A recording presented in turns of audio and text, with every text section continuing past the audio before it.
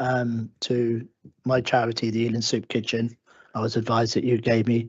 So that takes me on to, well, mail announcements. I've had a very busy 2 or 3 months, as you can imagine, whether it's Irish poetry, Polish cultural stuff, a Lady Mayor show, laying wreaths over Remembrance Week, Armistice in France, a wonderful trip to Markham Barol, Justice Services, Jack Petchey Awards, Chamber Business, Foster Care Awards, and sporting events and several parties. So it was a good 3 months. We also completed care home visits this week, and we're doing a few more tomorrow. Met a number of interesting people. And thank you very much to Councillor Mohammed, Deputy Mayor, for deputising that a number of events. Thank you very much. So we go on to item number 5, which is petitions from members of the council. Do we have any petitions? Councillor Hirsch, would you like to say a few words? Thank you, Mr. Mayor. I've got a petition here signed by 265 residents on the Lammers Park independent review. Can I just hand it? Thank you. Somebody who's going to take this one, I suppose I can. Thank you, Councillor Hirsch. Councillor Malcolm. Thank you, Mr. Mayor. I have a petition of 400 residents in the borough about the topic of blue badges. Okay, would you like to present it to Mr. Bailey? Thank you, Councillor Malcolm. Item number 6, members. Item number 6, questions from the members of the public. We have a question tonight from Mr. Luke Harrison. Would you like to come to the microphone, sir? So when you're ready, ask the question, and then we give you what's known as a follow-up supplementary question. Yeah, thank you. Thank you. This is for Councillor Anand.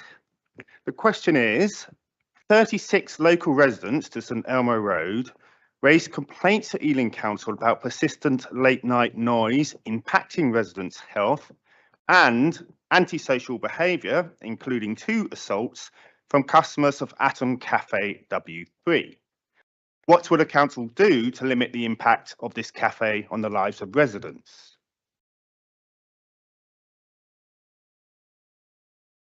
Councillor Anand. Thank you, Mr. Mayor. Thank you for your question, Mr. Harrison. I'm aware that the premises in question is located very close to the borders with Hammersmith and Fulham, and I really understand that the residents have raised concerns with both councils regarding this matter. Ealing has already provided residents with a detailed update outlining the actions which have been taken by the council and our partners. These actions have included proactive patrols in the area, joint visits during the cafe's busiest periods, late night monitoring, compliance checks by environmental health and licensing officers, parking enforcement inspections have also happened, a thorough review of all evidence submitted by the residents, that's including videos, photographs and statements. Despite these efforts, none of the visits, many of which were conducted during late evenings, weekends and peak trading times, identified any criminal activity, any antisocial behaviour, breaches of business regulation or conduct that would meet the legal threshold for enforcement action. And Mr. Mayor, the most recent noise-related report received by Ealing was in September 2025 and concerned individuals speaking loudly inside a parked car. This was not an incident that could be acted upon by the council.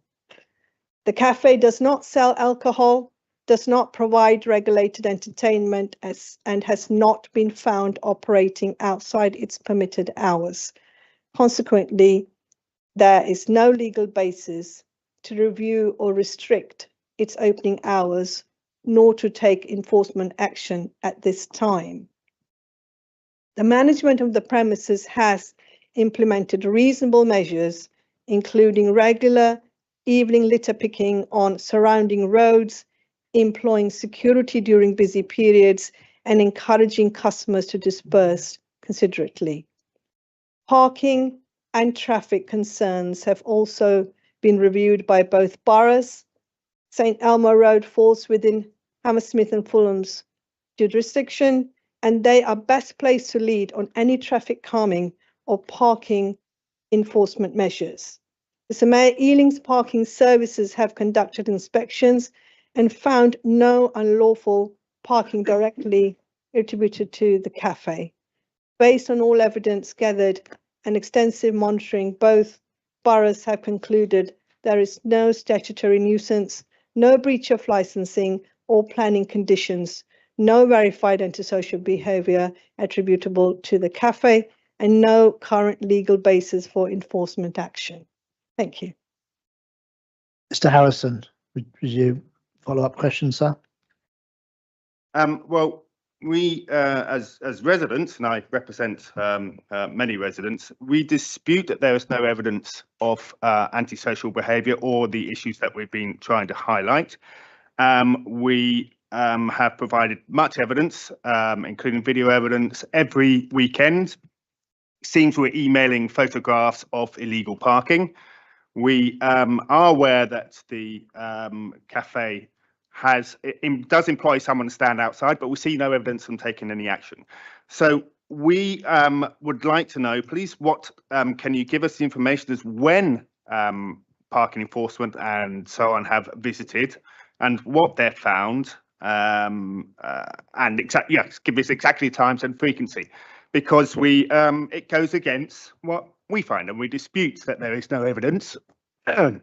Excuse me. And have you, the council, actually reviewed the evidence that we've submitted on video, including things like evidence of being threatened? Sorry, yeah. Is that enough? Yeah. So just Councillor Anand. Thank you for your additional question, Mr. Harrison. I know that our community safety team leader at Ealing has already been engaging with yourself and the residents on this matter, and will be also providing you a separate written update on the questions that you've asked today about timings and also on the enforcement on parking. But I can confirm, however, Mr. Harrison, that a combination of responsive and proactive visits have been undertaken by officers from Ealing.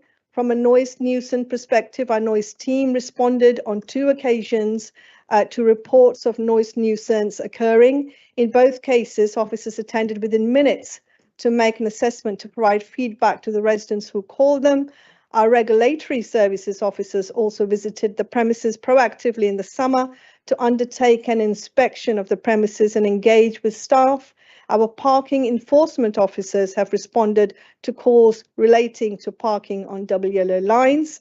Our community safety team leader undertook a proactive visit in October prior to the police ward panel, where she spoke with staff and inspected the area, and she undertook a further proactive visit later that evening outside of the normal hours.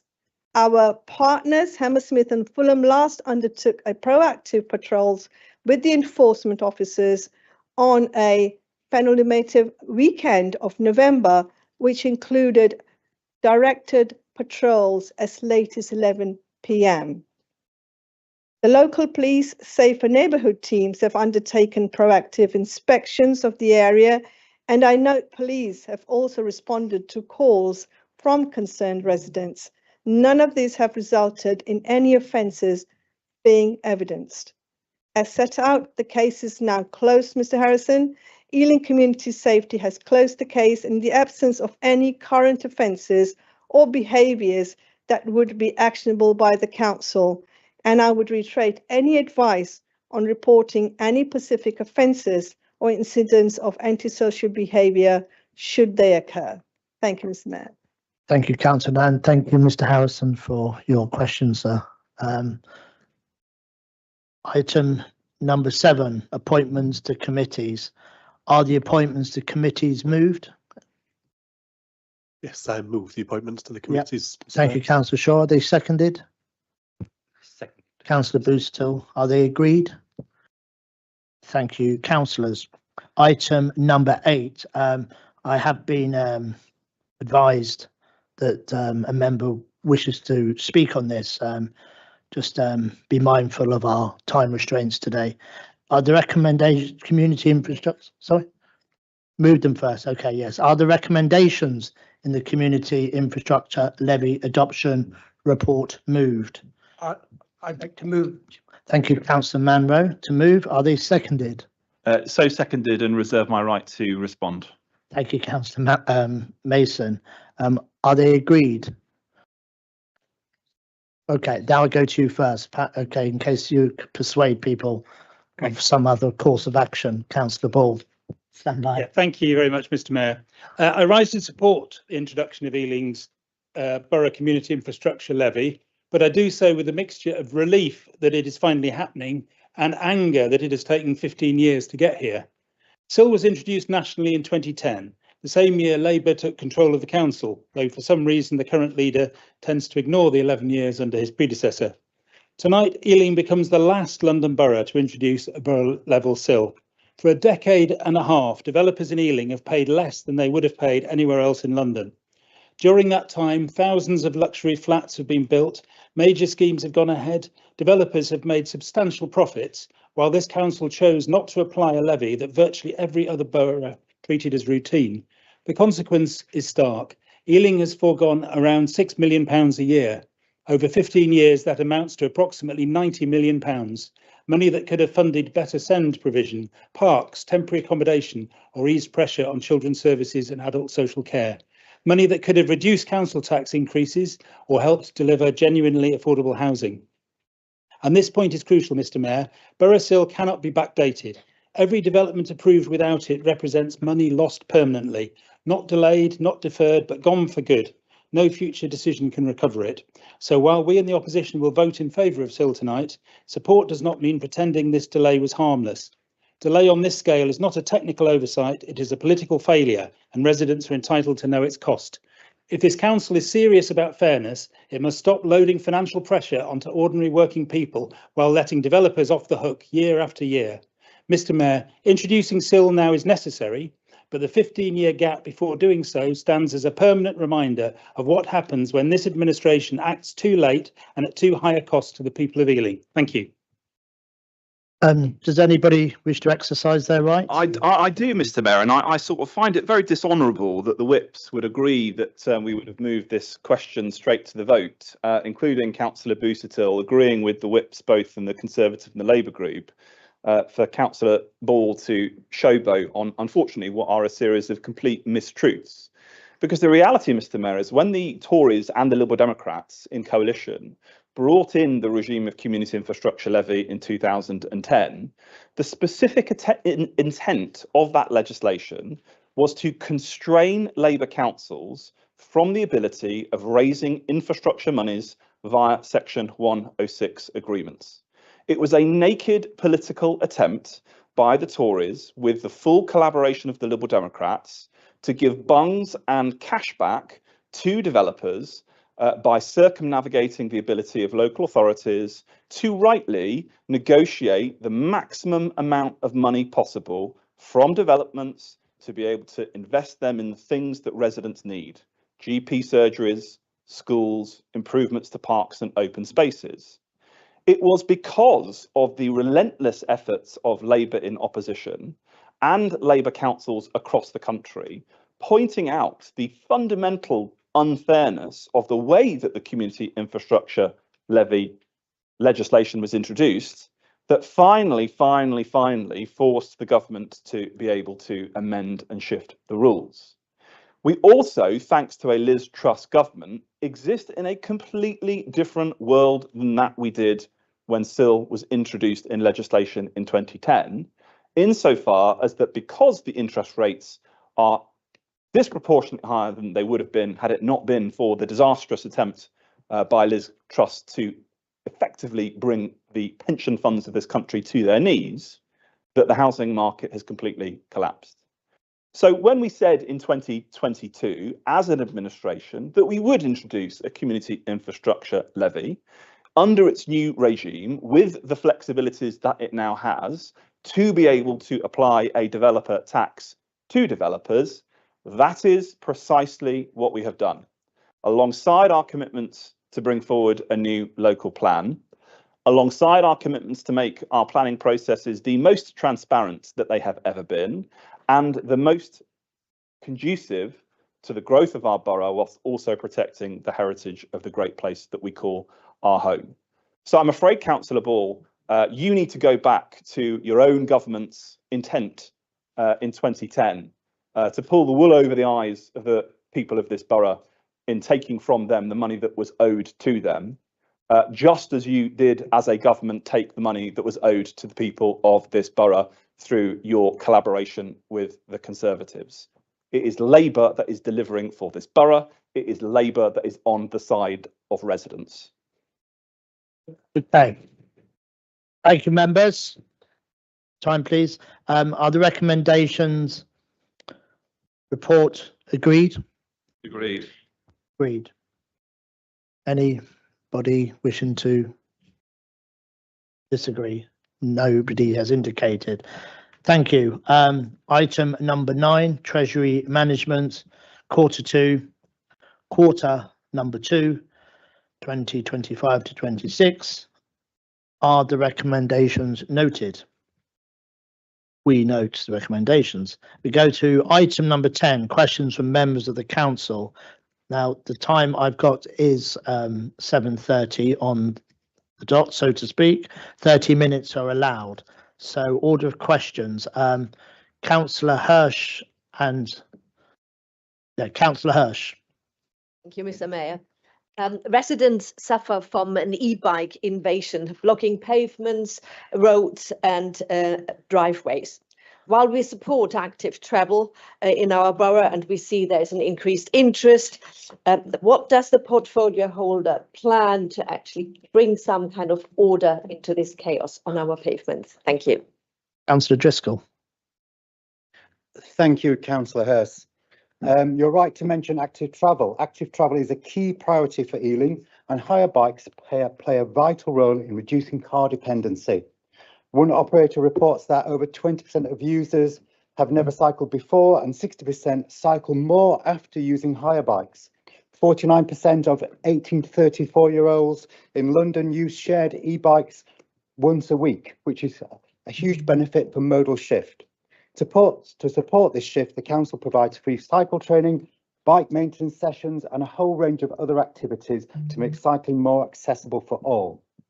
Many boroughs are having similar issues with e-bikes in the absence of a London-wide contract to enforce good operator behaviour. Let's be clear, the previous government failed to give councils the powers they needed. That is now changing. The current government is legislating to enable a London-wide contract from 2027, a huge step forward that we welcome. Opposition councillors should be aware that the scope for regulation of hire bikes is very limited.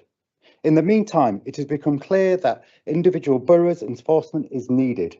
Officers are reviewing the enforcement policies put in place by other boroughs, and Ealing's own enforcement policy will be taken to Cabinet in February 2026. We are exploring all potential methods of enforcement to ensure that we can enforce against poor parking by operators we have an agreement with, as well as any other operators whose e-bikes enter the borough. This will allow us to keep our pavements and other spaces clear and accessible for all residents. Get the script right. I would strongly recommend both residents and councillors to use the information that is listed on the council's website under micromobility to report issues to hire operators. Councillors should also report to transport service officers who will address issues with operators. Officers regularly liaise with operators, and councillors should provide feedback to inform officers of their concerns. I am pleased to say that both officers and operators have responded very swiftly where virtual bays need relocating. I'm sure councillors know that more recent expansions of micromobility in Southall, Northolt, Perivale and Greenford was undertaken using marked bays only. There is an active programme to switching virtual bays to marked bays across the borough. This programme has already installed marked bays in the towns of Hanwell, Ealing and Acton. Further marked bays will be installed. Key locations are also being considered as a priority. We are working closely with operators who are investing in improvements, including collection crews, better GPS technology, and all operators use sanctions for poor parking. As I've made clear, Ealing Labour is about delivering on active travel, and we will be delivering for the people of Ealing. Thank you. Thank you, Councillor Driscoll. Would you have a supplementary question, Councillor? Yes, just a very Councillor quick. Hirsch. I think we all agree this is not a London specific problem, and it will increase because more young people will use these bikes, and needing more marked bays is also definitely agreed. However, I had a lot of complaints about these marked bays not being consulted on properly or not being in the right places, very close to junctions, etc. So can we just hear something, because what exactly we're planning to engage people more, residents which have these park bays or see a lot of these bikes parked in front of their houses, to actually engage them and look for positive results before probably to 2027. Councillor Driscoll. Thank you, Councillor Hirsch. I would direct you to your own emails, where you found an email from officers giving you a list of addresses in your own wards where marked bays are going. So please respond to officers when they present information to you. It is your duty as councillors to step forward and say, actually, I've got a concern about this location. If you don't step forward in a timely manner, then it's a problem. I also checked all my emails and looked for a correspondence from the opposition councillors for this plague that you quote. I found none in the last 6 months. None.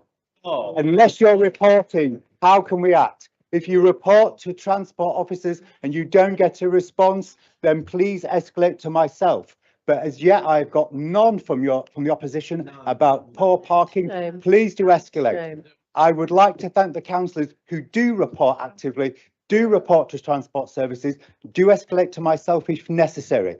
But you need to work for your residents. Ealing Labour is delivering and is working for its residents. Thank you, Councillor Driscoll. Councillor Raza, question to portfolio holder. Thank you, Mr. Mayor. What specific actions are being implemented to prevent violence against women and girls and support those who are already affected? Councillor Nance, sorry. Thank you, Mr. Mayor. Thank you, Councillor Raza, for your question. Tackling violence against women and girls is a priority, and not just for our council, but for every single member of our Safer Ealing partnership. And we are delivering on our commitment to tackle violence against women and girls, and we're doing it with urgency and ambition. Every woman and girl in Ealing deserves to feel safe in her home, on our streets, and in every community space. That's why this cabinet published our WARG strategy in May 2023, one of the biggest conversation of its kind, shaped by over 3,000 women and girls in Ealing. Mr. Mayor, our strategy is built on 4 clear principles: prevention, support, partnership, accountability, and we are delivering. In May 2024, we launched a detailed action plan with 55 measurable actions, each owned by a named service or partner. Already you can see the difference. Brighter streets, 2 million invested to upgrade thousands of street lights and make our roads safer. Safer spaces, physical improvements to parks and open spaces, plus 34 new CCTV cameras and nearly 100 upgrades in areas where women told us they feel less safe. Education and prevention. Every secondary school now has programs tackling misogyny, consent, healthy relationships, and online abuse.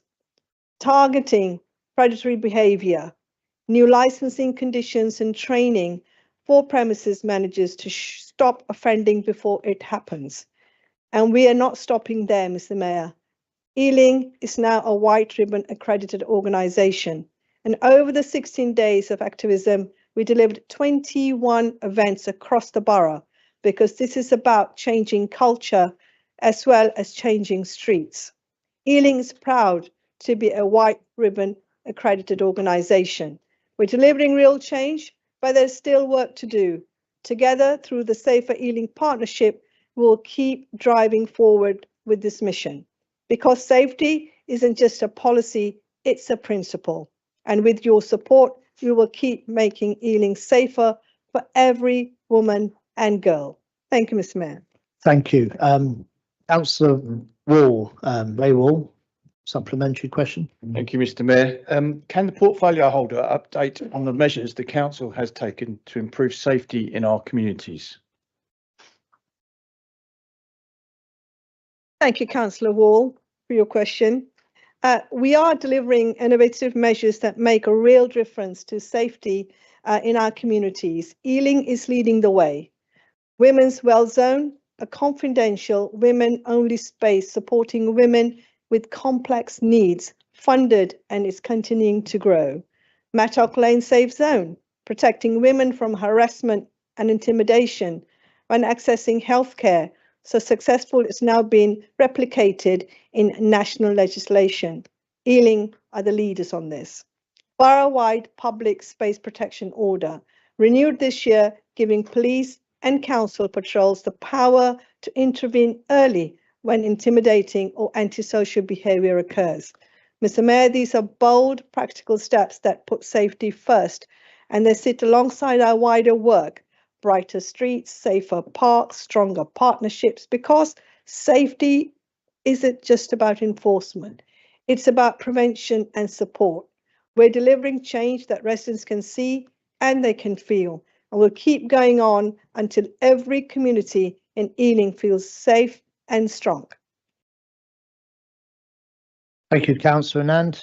And we move on to question number 3 and 4, which is sort of the first part of the question, are going to be taken together. Councillor Kumar.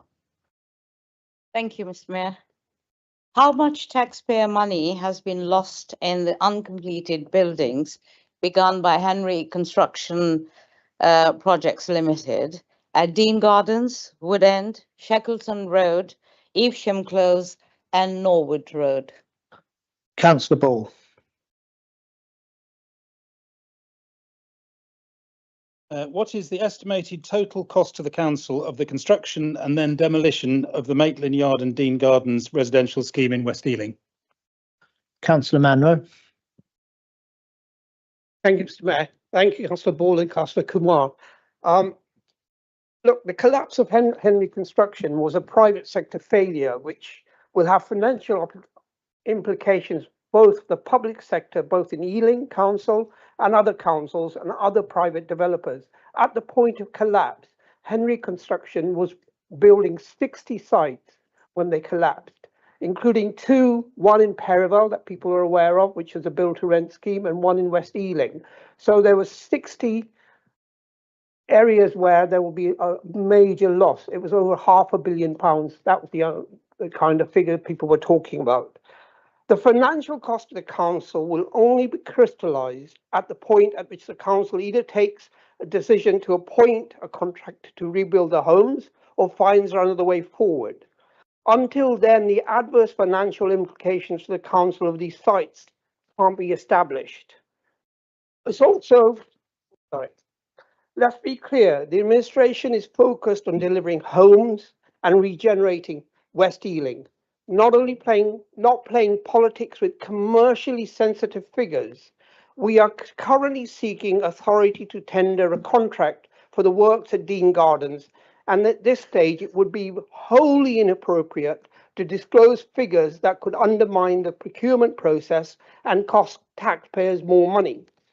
What matters is under this leadership, Ealing is building the homes local people need, investing in safer communities, and driving forward regeneration that the opposition failed to deliver when they had the chance. They talk about cost. We talk about value. Every pound we spend is about creating affordable housing, tackling homelessness, and improving the quality of life for our residents. When the tender process is complete, costs will be published transparently as they always are. Our priority remains delivering for Ealing residents. Councillor Kumar, would you supplementary question? Yes, thank you, Mr. Mayor. What specific lessons have been learned from the catastrophic yet predictable collapse of Henry Construction? Councillor Manro. I'm not sure Councillor Kumar is here, but if she could have predicted it, maybe she could have told us and we wouldn't have had the loss. All I would say is, look, we have got a lessons learned. We're looking at our procurement. We have looked at our procurement process, and we basically, when we looked at it, many public sector organizations, private organizations had contracts with Henry Construction. At the time the procurement process took place, we do the standard checks. We check the banks, we check their equity, and they were all past the standards that we do our procurement process through, and so do private sector operators. I understand the private sector developer at Perival actually lost that business, lost his development because he couldn't carry on. And so that's the reality of life under Liz Truss's government that caused all these problems for many, many developers. And Henry Construction were not the only one. There's been a number of them that have gone into administration. So all caused by the rise in interest rates and the rise in cost of materials caused by your government, Councillor Kumar. And so you should take some responsibility for pushing good quality builders into administration and causing us public costs today. Thank you, Councillor Manro. Councillor Ball. Thank you, Mr. Mayor. Is the portfolio holder aware that when a developer partnering with the council similarly went into liquidation in Lib Dem controlled Sutton, the council appointed a new contractor to continue the job just 4 months after they downed tools, and those homes have now been completed? Why did Ealing Council not react with similar speed and efficiency in the case of Henry? Councillor Manro.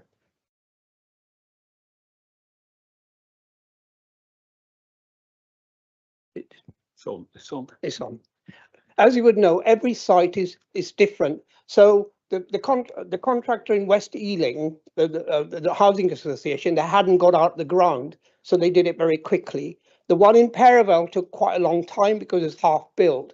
It really depends on what happens on site, where they are, in terms of the loss of warranties, etc. Because when a developer or a construction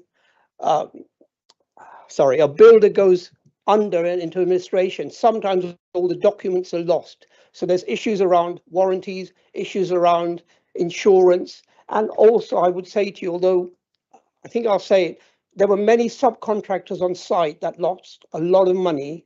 And shall we say they were not very happy when they left those sites. So we had numerous problems around getting hold of documents and warranties. So it's taken much, much longer for us to move through our procurement process, but we will get there. Dean Gardens is now moving forward. The cattle market is now moving forward, and we will move forward with the other sites. But we have to protect public money as the best we can, and sometimes that does take time.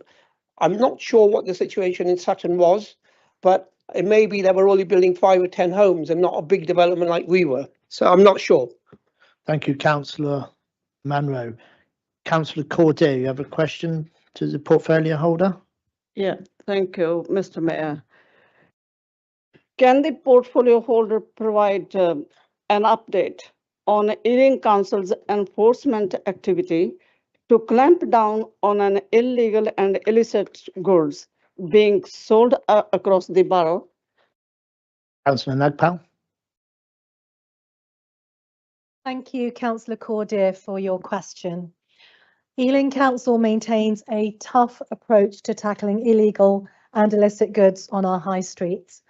Our trading standards team works closely with the police, licensing and other partners to identify high-risk premises, to gather evidence and take stern action to protect our residents as well as those responsible high street businesses.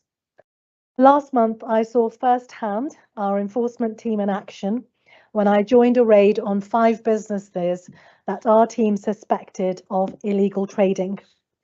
With the help of 2 sniffer dogs, I witnessed our team find huge stashes of illegal and counterfeit tobacco.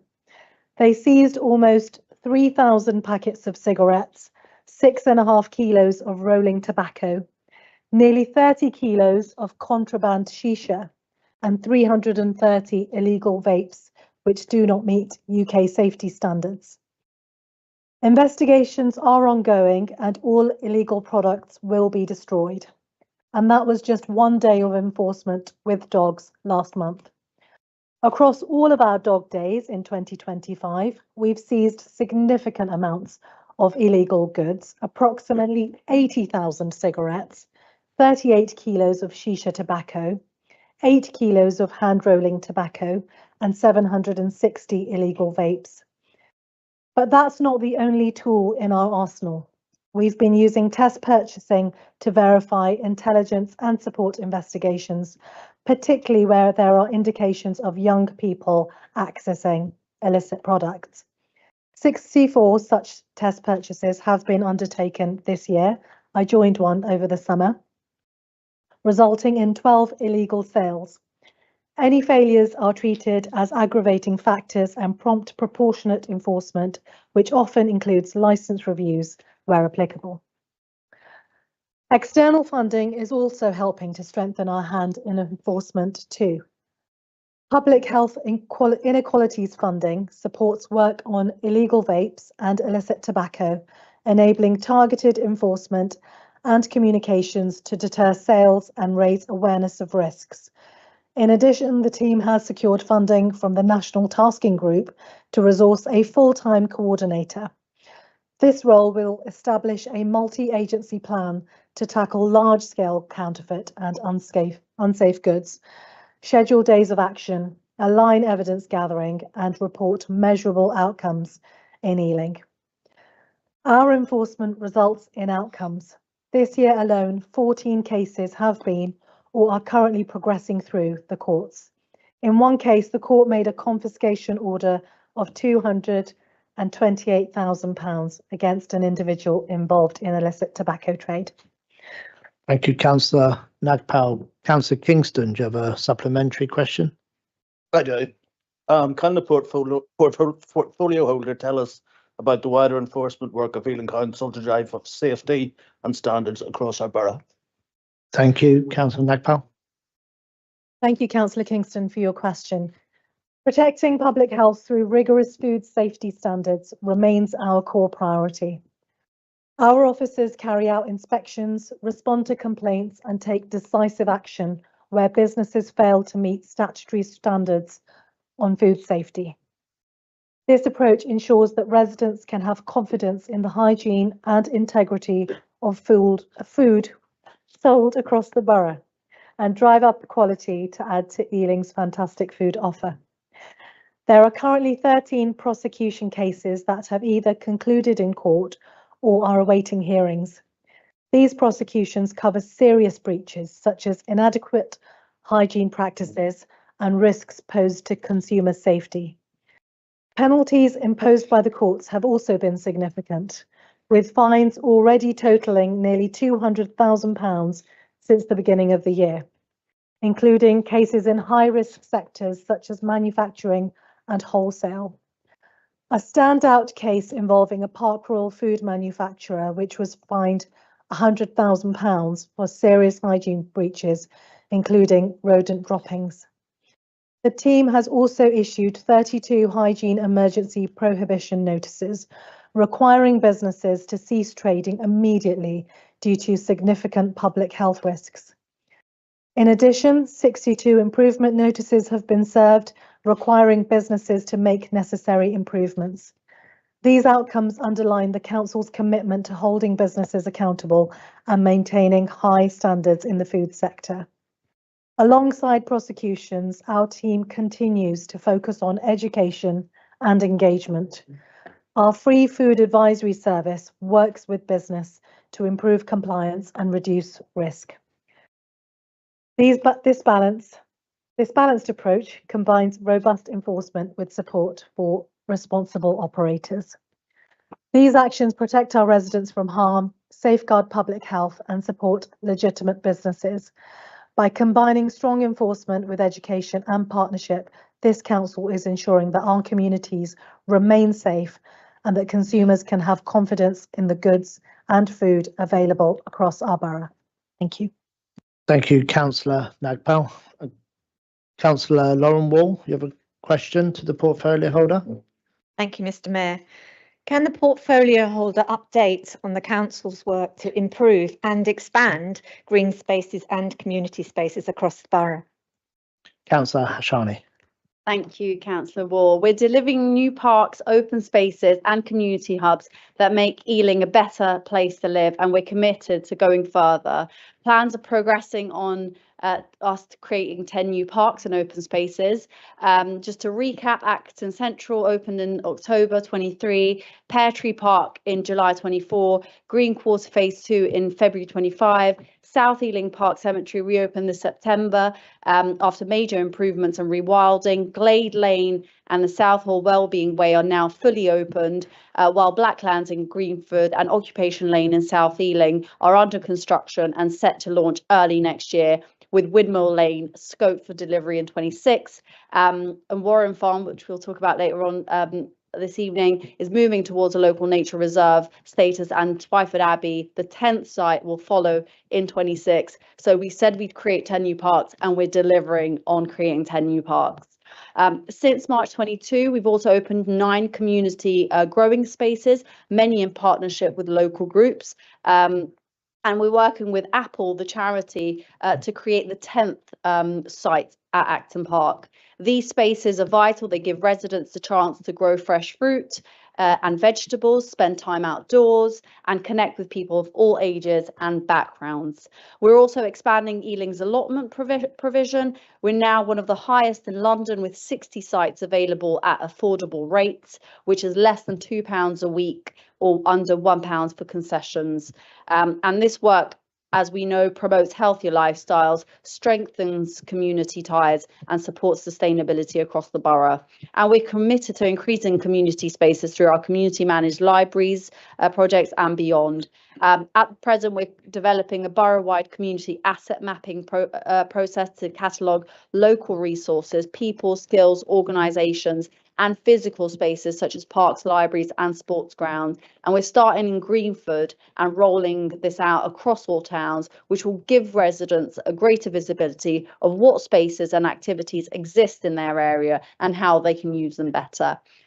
Essentially, the aim is simple. We're encouraging participation, identifying the gaps and creating opportunities for new locally led projects. And this approach will create more connected communities across our borough. And residents are telling us that this, and they're responding positively. Our 24 survey shows 22% of people say access to nature and quality parks are key to making Ealing a great place, and park use is rising from 62% in 22 to now 66% in 24, and we're going to keep pushing for that to grow more and more. And that's real progress, and it shows that Ealing Labour is continuing to deliver every day. Thank you. Thank you, Councillor Hashani. Councillor Jammu, you have a supplementary? Thank you, question? Mr. Mayor. Can the portfolio holder provide an update on progress toward developing the proposed regional park and how it will benefit the residents? Thank you. Councillor Hashani. Thank you, Councillor Jammu. We're driving forward one of the most ambitious projects in Ealing's history, the creation of a West London regional park spanning around 580 acres along the Brent River Valley. This isn't just a park, it's a game changer for Ealing and the whole of West London. It's a once in a generation project, and we're really at the heart driving it. It will deliver transformative benefits for our residents, boosting biodiversity, tackling climate change and improving health and well-being for generations. The vision includes new wetlands to manage flooding and improve water quality, and a major tree planting programme of up to 15,000 trees to increase carbon capture. And only earlier this year, 5,000 were delivered in our new pear tree park. And extensive public consultation confirms strong support for our ambitions for the regional park, and a dedicated project director is leading delivery, and we're continuing to work closely with the community to drive really what they want to see in this park. Our 24-25, over the year 24-25, we developed a business case, a concept design and financial model, alongside a sustainability impact assessment for biodiversity, flood mitigation and so on. And in May 2025, Cabinet approved the concept plan, and the project has now evolved. We've got Hounslow Council officially joining the scheme, and we've got major partners like the Canal and River Trust, Environment Agency. The GLA is now formally backing our project, and the National Trust and our local communities. We secured £1 million earlier on this year through the Nature Towns and Cities programme, and we were actually only one of 2 London boroughs. It was a very, very competitive grant process, and actually it was a vote of confidence for the project, which is fantastic. And we're planning a launch event for that in March 26. The park will integrate major projects like Warren Farm, Nature Reserve, expand on our borough boundaries and deliver new opportunities for leisure, sports and culture. And look, as I said again, as you'll hear, Ealing Labour delivers. We're continuing to deliver on our big ambitious plans for the West London Regional Park. Thank you. Thank you, Councillor Hashani. So it's 7:55. 2 questions. Councillor Sidhu, you have a question? Thank you, Mr. Mayor. Does the portfolio holder welcome the Chancellor's announcement in the new budget that one of the 250 new neighbourhood health centres will be located in Southall? Councillor Newstab. Thank you, Councillor, for the question. Well, for those watching the budget, which I'm sure was most of us, it was a pretty exciting moment when the Chancellor, Rachel Reeves, announced 250 new health centres, a really integral part of the NHS tenure, to create far more integrated care centres that will include diagnostics, rehab, and perhaps wider support around debt advice and employment services in one roof, recognising the kind of wider determinants of health and the ways that which we need to challenge really, really entrenched health inequalities. And very excitingly, she mentioned 3. One was in Birmingham, one was in Truro, and one was in Southall.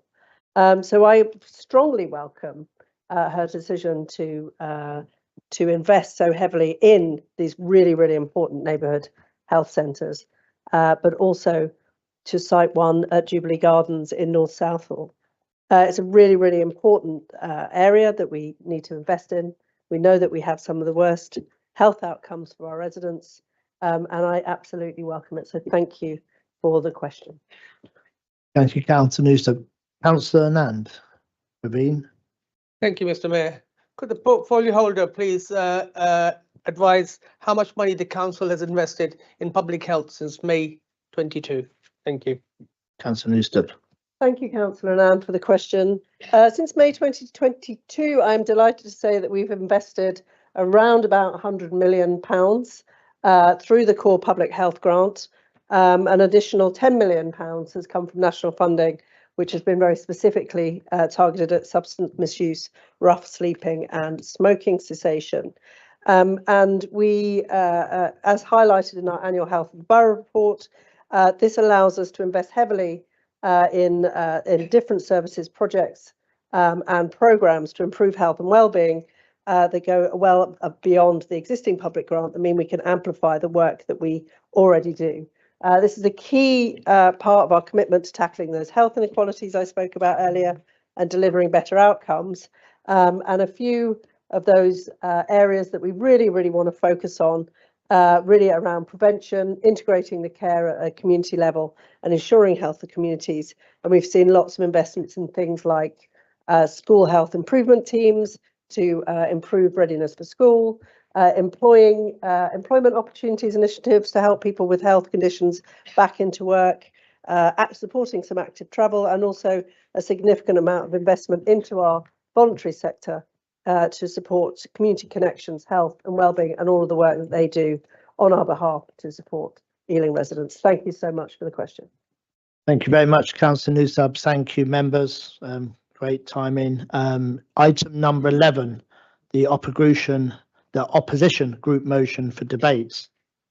I call upon Councillor Malcolm to move the opposition group motion for debate. Councillor Malcolm.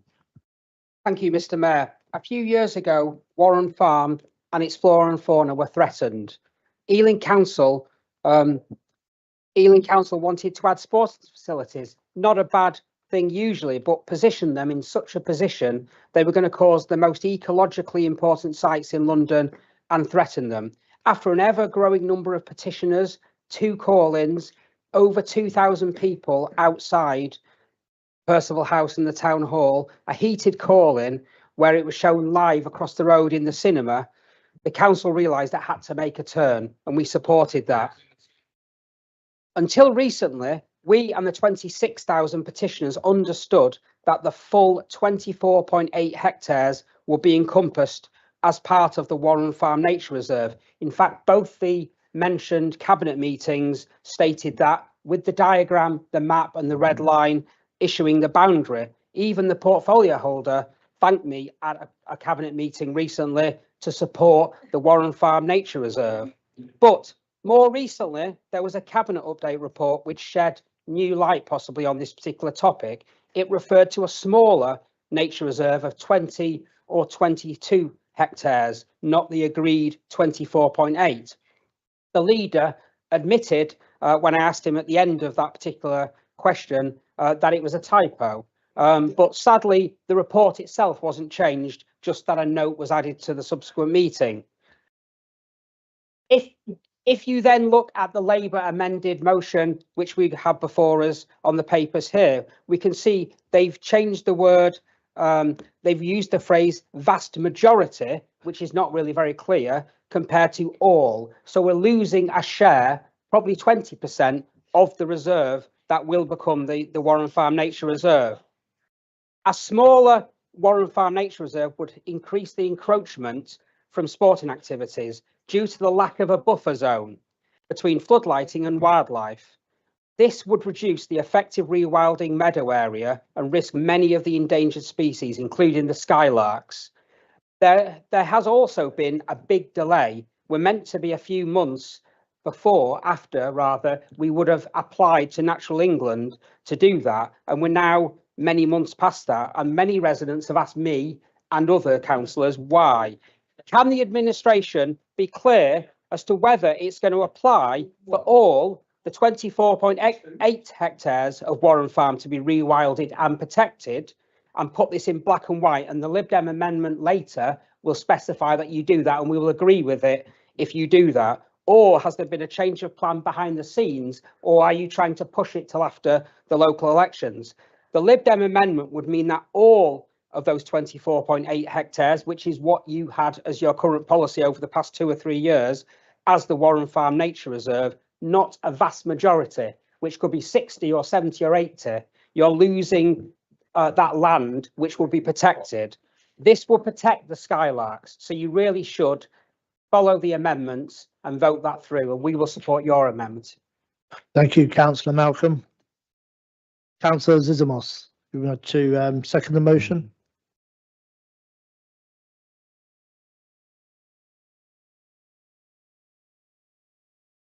Come here before. It sings, it reaches skywards, and in a dramatic vertical line and circles marking its territory. It's in the middle of the wildflower meadow, away from the edges of the field, where birds of prey gather to watch the goings on before them. It is safer here, hidden amongst the grasses and the flowers. The aerial acrobatics, the singing, the raised head crest attracts the lady. and nature takes its course, and soon we have a brood of baby skylarks in a nest on the ground in that rewilded Warren Farm meadow we've all fought to keep. It's the same acid-loving grassland, in the same acid-loving grassland, there is colourful rare plants, a cacophony of insect life. The insects not only feed the brood of skylark babies, but also the bats nearby. The meadow attracts voles, who in turn attract birds of prey. Barn owls are happy, kestrels are happy too. A whole circle of life before us on the rewilded Warren Farm. We are all delighted that all Warren Farm will be protected, as promised several times by the administration. As a designated local natural reserve, the administration knows itself how important it is to keep the buffer between the floodlights and the wildlife. In fact, both the Brent River Park Charity and the Warren Farm campaign have been given council permission to apply for funding to create a rewilded buffer zone on the brownfield areas on the site. Keeping the light and noise pollution from filtering onto the more established rewilded meadow is vital. The skylark's nesting season will begin on the 1st of March. It would be a wonderful thing if, as promised, a designation as a local nature reserve be in place by then. For the entire Warren Farm site, 24.8 hectares, not 20 or 22 hectares, no typos, please. Get on and move on and get it right. Does anybody, councillor, wish to move an amendment? I wish to move an amendment. Councillor Mason. As I'm sure the Labour group are pretty familiar with this topic, you will know that we will move an amendment to restate the council's clear intention and the Labour group's intention to rewild Warren Farm. Now, I appreciate that there is an election on. I appreciate that, therefore, the Liberal Democrats need to get out of the safe comfort of W4 and W5. But a typo is not a conspiracy, Councillor Malcolm. But if we want to examine the history of the decline and closure of Warren Farm Sports Ground, we only have to look to a decision in 2009 taken by 3 people in this room: Councillor Young, Councillor Kumar, and Conservative, now Liberal Democrat Councillor Oxley. So there you have it, Council. A Liberal Democrat councillor voted to close Warren Farm and to flog it off. A Liberal Democrat councillor. The first thing that I did as the leader of this council, the very first thing that I did as the leader of this council was to go to Warren Farm and meet with the doughty campaigners who had been agitating for so long to make good on a promise that had happened as a consequence of austerity, of the decision by Councillor Oxley and the Tories to close that sports centre that had once upon a time been used by the young people of our borough to play cricket and to play football and to engage in sporting activity, deprive future generations like Chloe Kelly and Bukayo Saka of the ability to play on those sports grounds. And because of the decision that was taken by the Tories in 2009 and the eventual ability of the administration to get itself out of those previous agreements, we negotiated directly with Imperial College and with the Earl of Jersey, directly, face to face, to ask them to do what nobody had asked them to do previously, which was to include the Imperial College land and to try and get hold of the Earl of Jersey's field. And because of this administration, because of this Labour administration, we achieved one, and I really am confident still about achieving the other. Because the commitment continues to be the one that has always been the case. It is right that we provide sporting facilities for the young people of Hanwell and for Southall, who have gone far too long without the facilities that they require. And it is therefore right that we will dedicate land used by Imperial College presently to re-provide sporting facilities. And we will also, as we have committed time and time again, despite whatever conspiracy theory Councillor Malcolm wants to advance, rewild Warren Farm. That is the commitment of the administration. It always has been. Don't listen to conspiracy theorists and Tory/Liberal Democrat councillors who themselves are responsible for the mess that we're in. Thank you, Councillor Mason. Councillor Hashani, would you like to second the amendment? Thank you, Mr. Mayor. I would like to second the amendment.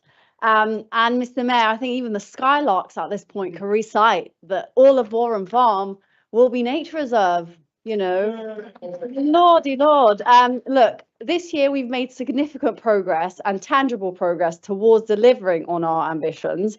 And as Councillor Mason pointed out, these includes the conclusion of a complex and challenging negotiation with Imperial College on a land deal that enable us to bring forward much needed sports facilities, the completion of a competitive tender process for the sports provider for that space, and closer, more constructive engagement than ever with our communities to deliver on this shared vision. Taken together, this means we're firmly on track to submit the long anticipated application for nature reserve. And this again reaffirms our commitment to rewilding, biodiversity and environmental protections at Warren Farm, but also enables us to return sports facilities on that Imperial College land that Councillor Mason mentions, because returning sports to the area has always been key to us. We've always said that side by side to Warren Farm being a nature reserve, there will be sports facilities, and we're now able to deliver that on the Imperial College land for the people of Southall and beyond, because we know that they suffer the highest levels of ill health. And so we have a double duty to provide the necessary sports provision to support health and well-being in the area. You know, the Lib Dems are creating unnecessary division on this issue. You know, they know full well the position, and they're still creating division, sowing these seeds of anxiety in our communities when they should be bringing people together. And they're not doing that. It's really, really disappointing. As Councillor Mason said, the point's been made clear in the Cabinet, and we reiterate that today. So we can only conclude that we're playing politics here. They're stirring things up and causing division. As I said earlier, what matters is delivery. And actually, don't ask me, ask the Warren Farm campaign group. What did they say in a blog post just the other day? They say we remain in constructive dialogue with Ealing Council and are looking forward to celebrating next year when Warren Farm becomes officially designated. They also said right now we are as content as we can be with the council discussions to date. And why is that? Because day in, day out, week in, week out, we're sitting in those rooms with them, speaking, going through the details, making sure that they have sight on everything that's going on. And that's why they've written that in a blog post only last week, right? So unlike the Liberal Democrats, this administration is focusing on doing the hard work. The hard graft isn't just coming here and making statements. Actually, it's in behind the scenes where we're negotiating, we're making the deals to deliver for the people of this borough. Thank you, Mr. Mayor. Thank you, Councillor Hashani. Councillor Gallant. There we are. You were on. Thank you very much, Mr. Mayor. Thank you very much. Although I have to say, I'm a little bit baffled about the point of this motion. I mean, every opportunity, there's been unanimous approval of the council's plans to progress Warren Farm. The leader of the council agreed to correct the error in the October cabinet report, confirming there were no plans to reduce the hectareage of the nature reserve. And that's been confirmed in Labour's amendment and the other amendment that's sort of come in tonight as well, which I'm sure you all read in detail. I didn't. As has the intention to gain classification for Warren Farm as a nature reserve by 2026, and that is late. Now, there are a lot of details yet to be worked through at Warren Farm. That's very clear, including precise hectareage. And you can be assured that we Conservatives will scrutinise the council's performance as closely as anyone. And just before the leader of the council gets too cocky with what he's just been saying about us, I'd like to remind that previous Labour administration fully supported the sales of QPR, and we all know that. So he cannot deny. But anyway, Mr. Mayor. If the Liberal Democrats think the council is genuinely backtracking on its promises, they should have the courage to actually allege that in the motion and produce evidence to the effect. But, Mr. Mayor, this is not what the motion's about. It's about a bit of virtue signalling. It's about an easy, what have I written here? A bit of semantics instead of substantives. I mean, isn't that ridiculous? It's a not so clever attempt to get a positive vote from the party in control. And for that reason, it is a completely wasted opportunity to hold Labour to account. And that's why I'm baffled, Mr. Mayor, because there are so many areas where we as opposition councillors need to scrutinise, criticise and oppose. And that's about the breakdown in law and order in the middle of Ealing. That's action like Stop and Shop Plus against the interests of our small businesses. Gurnell, which seems to have been kicked into the long wet grass despite calls for clarity on costs. Loss of key house building contracts, dilapidated state of our roads and pavements, planning surrenders at Manor Road and the John Lewis building. These are the borough-wide issues which the Lib Dems seem to have overlooked in their motion tonight. They seem to think they're not so important. And isn't it strange that only 2 of them spoke on their own motion? There are 6 Lib Dem councillors tonight. Why are they not all speaking on it? It is a wasted opportunity. That's what we as opposition councillors need to do. And if they're too timid to do it, they should move over and let us. Thank you, Mr. Mayor. Councillor Driscoll. Thank you, Mr. Mayor. Warren Farm has been in the headlines many a time, but it's been a very contentious issue at times. But I think, as Councillor Gallant said, there was unanimity about where we were going as a whole council. We all agreed what was a better direction. Now, there's something consistent about the Liberal Democrats, always complaining, but with very few positive proposals. Now, if you can only complain, you're not going to be very much as an opposition if you're seeking power to actually do something. So from the very start, we had a tough negotiation with Imperial. That was only concluded quite recently, and it was noted in a cabinet report that actually we will get vacant possession in February 26. Not because we don't want it earlier, but because of the needs of Imperial, and that's what we've got to settle with. But that's a huge advance from where we were, to make sure that we've got sports in the right place, providing facilities for the local community, and making sure that we've got a substantial investment in sporting facilities in the right place, in the right grounds. Biodiversity is really important, and it's not just in Warren Farm. Our regional parks, our new parks, our growing spaces all form part, or even our SUDS programmes, part of our biodiversity and heritage that we are absolutely improving and are tied to. So none of this is casual. We are committed to making sure that Warren Farm is preserved, that the entirety of There We Go is going to be as much about the biodiversity as possible. They've got some tough negotiations going on, the developments of sports, but the requirement for that sports provider was that they were to be doing sensitively for the wild rewilded nature next door, and they had to produce a consistent management plan for that. So that was fundamental for any successful bidder for the sports facilities. So it's embedded in the actual prospect of actually receiving the contract to do the sports work, that they have regard for the surrounding area. I'm not sure what you're trying to succeed in doing, but apart from sowing discontent where there should be none, where there is none, and it's been explained to you time and time and time again. So thank you, Councillor Garrett. It's a poor excuse for a motion. You could have many other topics, but this is the one you chose, and it's a poor decision. Let's support the amendment. Thank you. Councillor Rice, wish to speak? Thank you, Mr. Mayor. Mr. Mayor, a couple of years ago, I went to New York to see family. I met my cousin for the first time in over 30 years.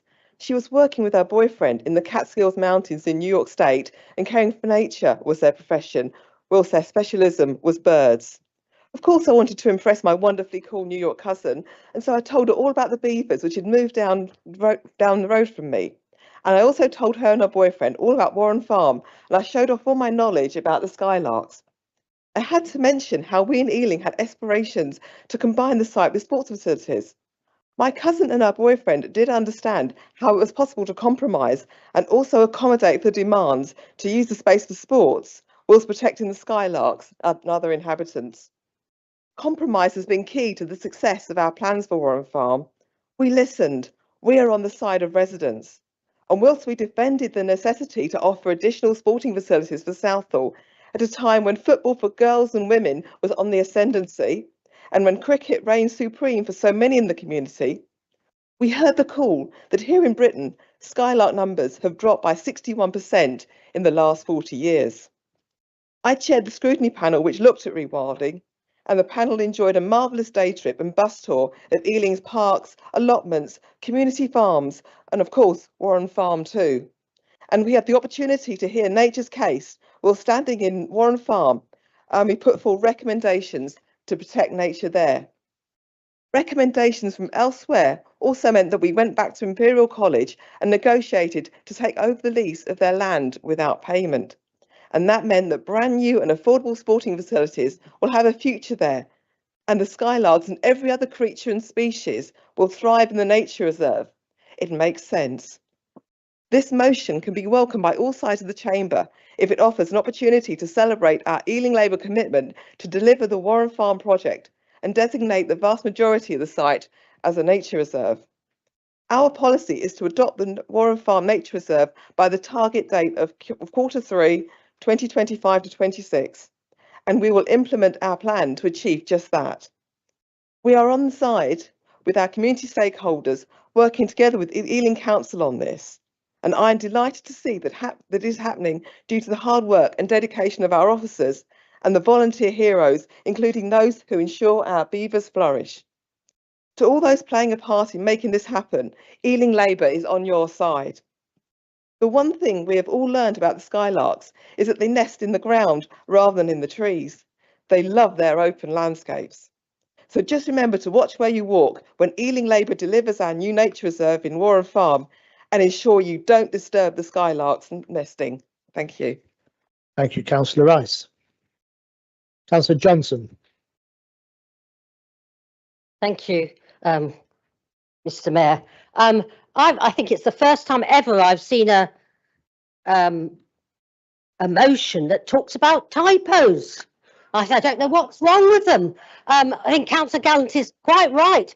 I'm not going to give them a list, but there's lots of other things they could have had motions about. And I don't know. I don't think the skylarks or the bats or the owls are going to get out, take measures and saying, we're sharing this with some young people playing sports.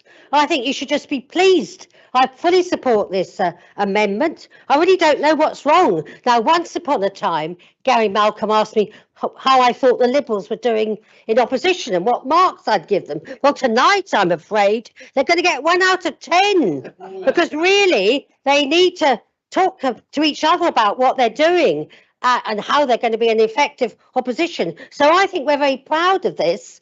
We're not upset about this at all. There's a lot to be thankful for, sharing facilities for young people, to say, playing sports and having a nature reserve. So thank you very much, Ealing Labour. We are listening to people, and thank you for this opposition motion thanking us, because I don't know what's wrong with you. You need to go away and have some sort of discussions. Thank you, Mr. Mayor.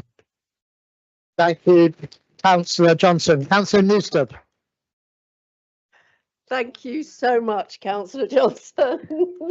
I thought this motion was the Christmas gift of the opposition to us, but I think actually your speech has made the night. Thank you, Mr. Mayor, and thank you to the opposition with a motion correcting already corrected typos and giving me the opportunity again to speak at full council about Warren Farm and to again reiterate our commitment, as so many of my colleagues already have done, to protecting Warren Farm. Living nearby as I do, I regularly walk the dog on Warren Farm. So I'm delighted to support our amendments to the motion. And it's been really incredible to be part of the story of Warren Farm, and I look forward to being so in the future. And I know firsthand what a special and unique place it is, where nature has been allowed to thrive and people have come together to define its future. So that's why I'm so proud of what we've achieved, and super proud of what our community has done locally to come together and protect Warren Farm for the future. And at the 22 election, Ealing Labour committed to saving Warren Farm, securing its future as a nature reserve for generations to come. And we also committed, as we've talked about, to returning essential field sports to Warren Farm. We know that sports facilities for our young people are desperately needed.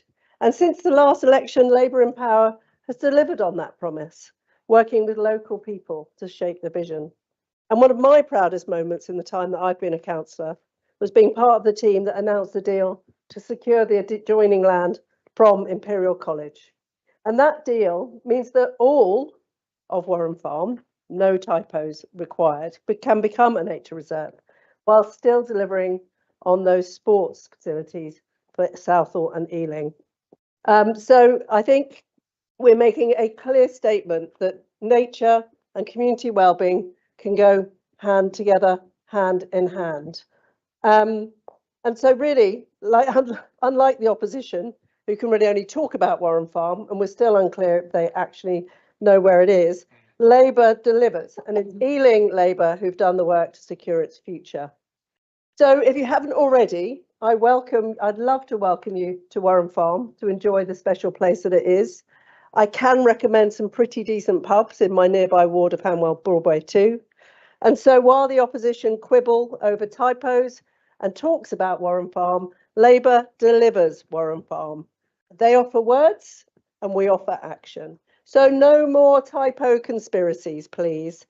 Supporting our amendment to the motion means standing up for nature, standing up for health, standing up for young people, and standing up for our shared future.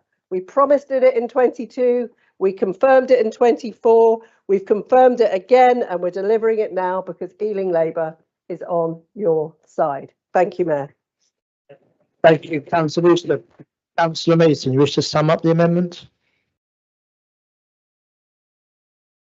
I want to sum up the amendment simply by reiterating what I said and what all of the members of the Labour group and bizarrely what the Conservative group have also said, which is that there are no dividing lines here. The only lines of division are the clear buffer zones that are going to sit between the sports facility and a rewilded Warren Farm, and the white lines that are going to be drawn on the sports pitches, which for now well over a decade have not been in the place that they should be.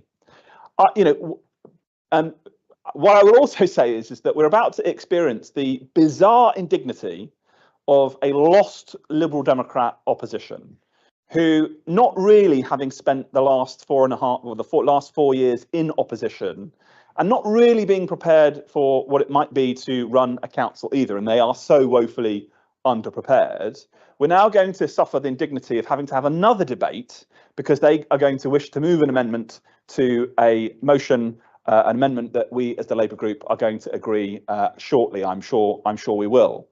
And that sort of tells you something about where their minds are at.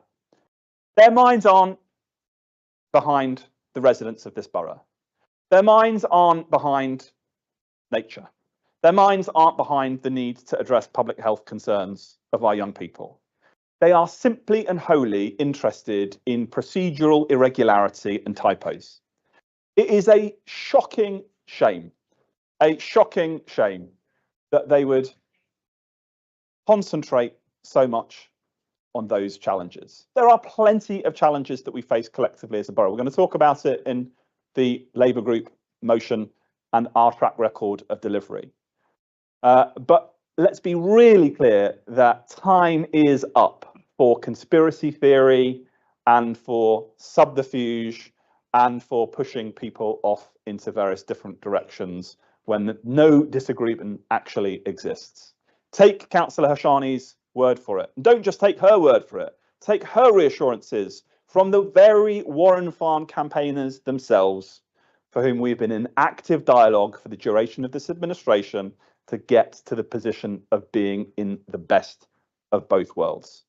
I want to thank officers who've enabled this to happen. I want to thank the administration for getting us to this position. I want to thank the local ward councillors too, who've had to endure the bizarre conspiracy theories of the Liberal Democrats whilst actually concentrating on the thing that's going to make the most difference. So the Labour group will be voting for the main amendment. We'll then be voting for the substantive motion. But I'm afraid we're going to have to carry this debate on a little bit further as they're about to amend an amendment to their own original motion. How crazy is that? You're right, Councillor Wall. It was a typo. Yeah. Thank you, Councillor Malcolm. Councillor Shaw has is standing. How can I help, Councillor Shaw? Point of order, Mr. Mayor. Yeah. I move under 1412 that the motion now be put, the question be put. Okay. Do you have to have a second? Yeah. Is that seconded? Seconded, Councillor Mason. All those in favour?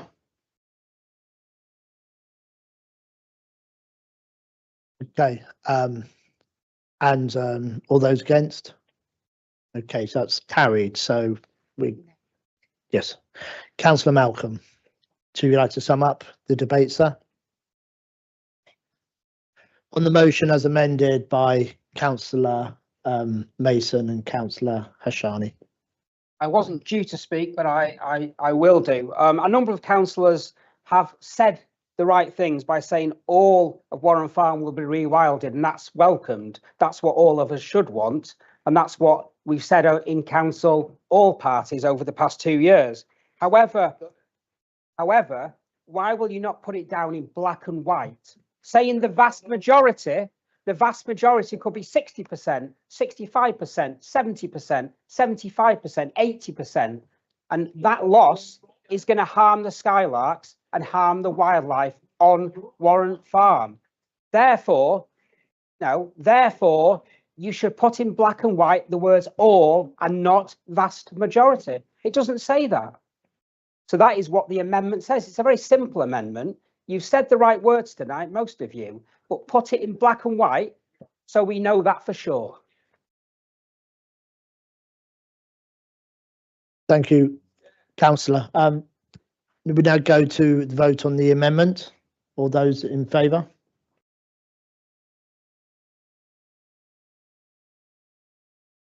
On the amendment, we didn't vote on the amendment. We voted on the motion. The question to be put. Okay. All those against? Thank you. So the amendment is carried.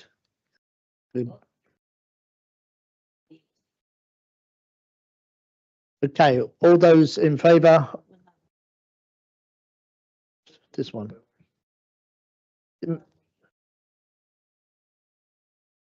Bear with me, please. Bear with me, please. So we now go to the motion as amended. All those in favour? Thank you. All those against?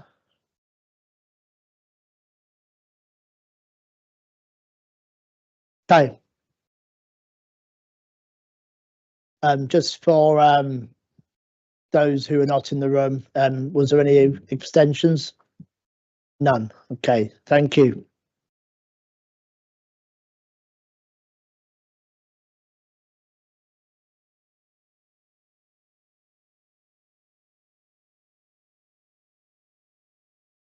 Item number 12, members, majority group motion for debate. I call on Councillor Mason to move the motion. Thank you, Mr. Mayor, and may I say what a disgrace it is that the Liberal Democrats in Ealing have voted against the rewilding of Warren Farm.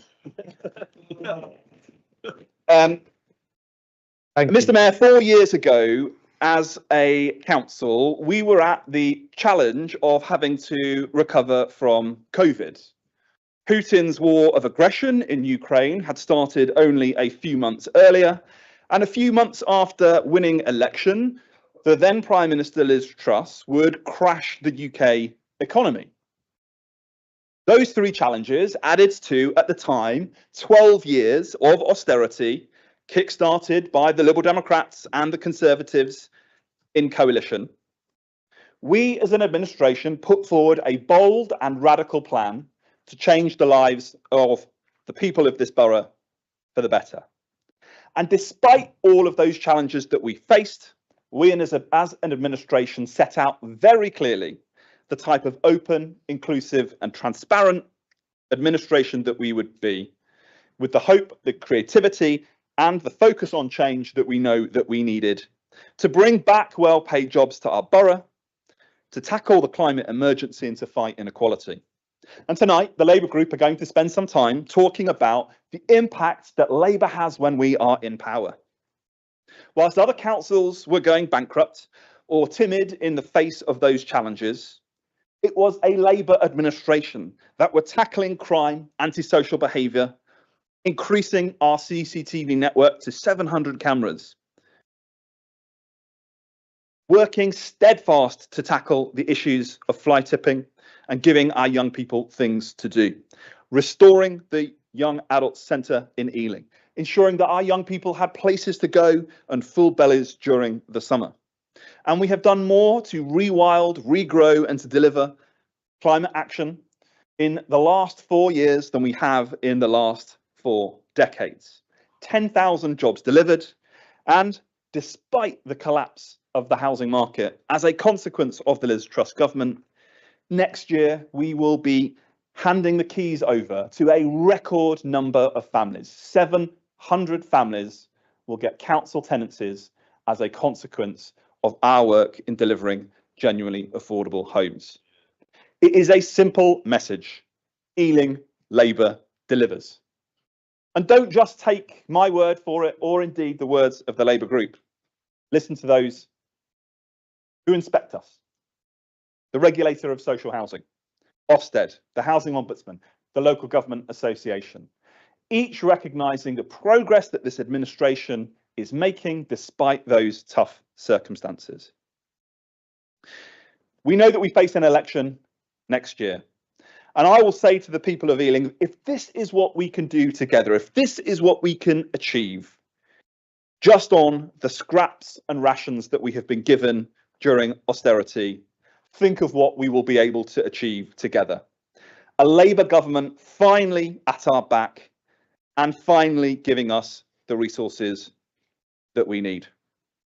Restoring the things that have been lost under Conservative and Liberal Democrat austerity. Because ultimately, we as a party, we and as administration are laser-like focused on the things that we are always focused on. Preventing people from becoming ill, preventing family breakdown and homelessness, but doing more than that, giving people a sense of pride, identity and purpose in their communities. Happy and healthy, where young people can get on, where an honest day's work results in a decent living income and a genuinely affordable home. And in a season like this, at Christmas and during festivals, where you don't have to think twice about having to put food on the table. This is our plan. Those are our, you might not like it, you might chunter. Those are our achievements. These are our values. That is the future. Ealing Labour on your side. Yeah. I am giving people some latitude, so that's not appreciated. Okay, thank you. Councillors? Yep. Okay. Thank you very much. Councillor Brett. Thank you, Mr. Mayor, and I'm delighted to second this motion. Safe and genuinely affordable housing isn't a luxury, it's a necessity. A thriving community begins with a secure home where people have a decent life with a secure roof over their head. These principles have driven everything we do in my portfolio, safe and genuinely affordable homes. And today, I can say with confidence, Ealing Labour delivers. Since 2022, we have invested 21 million to provide more than 100 safe and secure places for people who need them most. That has drastically reduced the number of families in bed and breakfast accommodation, and that number continues to fall. That means hundreds of children no longer living in cramped and unsuitable conditions. And we are going further still, with 150 million set aside to expand the supply of council-owned temporary accommodation, because no family facing homelessness should be forced into a B&B accommodation. We've also committed to improving our homes we already own. By the end of this year, we would have spent 104 million upgrading council housing, far exceeding our target. This investment means safer, warmer and healthier homes, fire safety upgrades, new kitchens and bathrooms, and major works to tackle damp and mould are transforming our residents' lives. With our retrofit programme, we are making our homes cheaper to heat, putting money back into residents' pockets. That's because Ealing Labour is on your side. And for those sleeping rough, we promised 100 supported places, but we have delivered over 360. That's not just a statistic. It is hundreds of people given a chance to rebuild their lives with housing, health support, and pathways into work. And through our partnerships, we are tackling the root causes of homelessness, from immigration advice to those with no recourse to public funds, to employment support for those ready to take the next step. We have also fought to protect renters in the private sector in our drive to protect our tenants from road landlords, improve conditions and management standards. We have successfully rolled out our licensing scheme across the borough. Now all HMOs and 2/3 of single household dwellings now require a licence. We have also begun the establishment of a renters association to help protect the 15,000 families that rent privately in our borough. That is what we stand for, to support our residents to thrive and not just survive. And unlike our colleagues across the chamber, we will keep fighting for safe homes, stronger communities, and a borough where everyone has a place to call home. That is because Ealing Labour is on your side. Thank you. Thank you, Councillor Brett. Councillor Conte, you wish to move an amendment? Thank you. Reading this motion, Mr. Mayor, you'd think Councillor Mason had woken up in a parallel universe, one that most residents in Ealing simply do not recognise. After almost 16 years of a Labour-run council and nearly a decade of a Labour mayor in London, residents deserve honesty. So let's talk about the reality. Crime is up this year compared to last. Ealing Town Centre has been named one of London's antisocial behaviour hotspots. Year after year, and including tonight in this chamber, we rightly hear speeches about protecting women and girls, yet sexual offences in this borough are up 10.7% in the last 12 months. So whilst the leader pats himself on the back, the rhetoric does not match what is happening out there. The motion talks about the Mayor of London and more bobbies on the beat. Great. However, it was this mayor who cut the numbers in London from a record high in 2022 of 34,500 to 31,000 by March 26. And what about our police stations? Well, Ealing Broadway Police Station front counter closed. Southall Police Station closed. And now the only police station in the borough open to the public will no longer be open 24 hours a day. This decision disproportionately will impact the most vulnerable in our borough. That is why, Mr. Mayor, we are moving our amendment, calling on this administration to urge the Mayor to keep Acton Police Station open 24/7. But behind all these statistics are real people and their true experiences. The Northfield resident who told me how he was subjected to homophobic abuse in West Ealing. The mother who still collects her 20-year-old daughter from Ealing Broadway Station because she doesn't feel safe. The father worried about his children using a playground in Hanger Hill because of drug dealing. And a friend of mine who was beaten to the ground in Ealing Broadway at 10 p.m. on a Saturday night.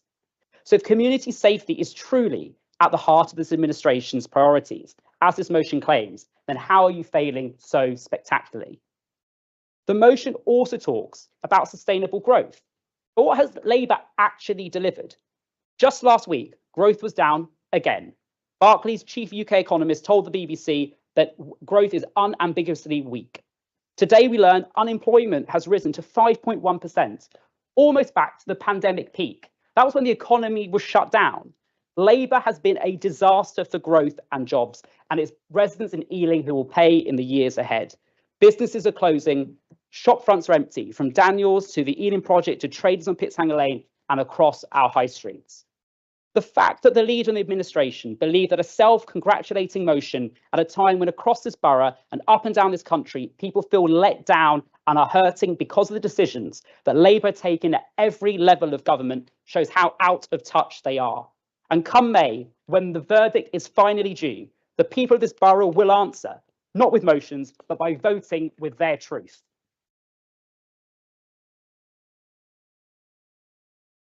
Thank you, members. Councillor Young, would you wish to second the amendment? Thank you, Mr. Mayor. I wish to second the amendment. Now, following the example of the leader at the last council meeting, I want to use facial expressions in this debate. The trouble is, it's easy to get it wrong, and embarrassingly wrong, as the leader found out last time. We're quite a long distance apart, so it's difficult to see the expressions on other people's faces, and it's a subjective matter anyway. So what I've done is I've printed off 3 photographs of expressions which we can all agree on, and then continue on from there. The first is a picture of a chap called Keir, who is a bit of a sad case. He went into a new job last year, and he's found himself a bit out of depth. He's rather in power and not in control. So he's dismayed in this picture. Could you pass that along to the Labour front benches so they can see that picture? No, thank you. No, thank you. Second picture is one of Rachel. No, thank you, Councillor Young. Beg your pardon, Mr. Mayor? We won't be passing any photos along, so thank you. Second picture, we can show them, that's all right, of Rachel, who I believe works in accounts. Who seems to have problems with numbers. And she's a bit confused in this picture, confused by finance. And the third picture is somebody called Angela, who's got a happy expression on her face. She's pleased by the opportunity to buy a further property and to expand her property portfolio, I think. It's a sort of picture which you could use in other circumstances, like if you were deselecting a third of your colleagues. That sort of snide laughter which is displayed there. Now, Mr. Mayor, the problem with this motion is that it's self-congratulatory. It doesn't include any of the failures of this administration. The main failure, I think, being Gurnell. We're 4 years down the line and no closer to getting a swimming pool. So the question I would ask the Labour group is why Gurnell? Is it because you're not in control of the situation? Because you can't make the finances add up? Or you've been overwhelmed by the prospect of building flats on the floodplain of the River Brent? I'll leave that to the leader to answer in his summing up. Thank you, Mr. Mayor. Thank you, Councillor Young. Councillor Oxley. So on a point of order, Mr. Mayor. Okay. On a point of order. Okay. On a point of order, I'm afraid I have to do it. This is the second time in this chamber that a member has used misogynistic language to refer to an elected official. So I am going to move procedural motion 1217, not to hear further from a member, and that member, I think we all know which one it is. Okay. Well,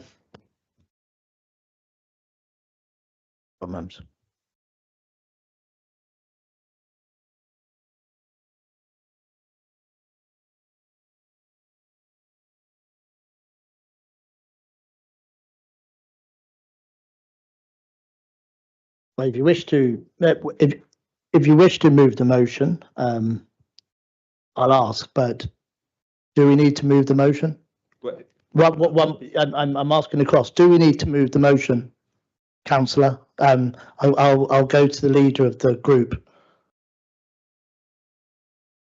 We can move the motion can be moved at any time with a subsequent point of order. So any point, a point of order can be called before I ask a particular member to speak. So I think. Mr. Mayor, member will speak 1 second. Mr. Mayor, it was not my intention to be misogynist. Well, okay. Okay, thank you. He didn't withdraw the remarks.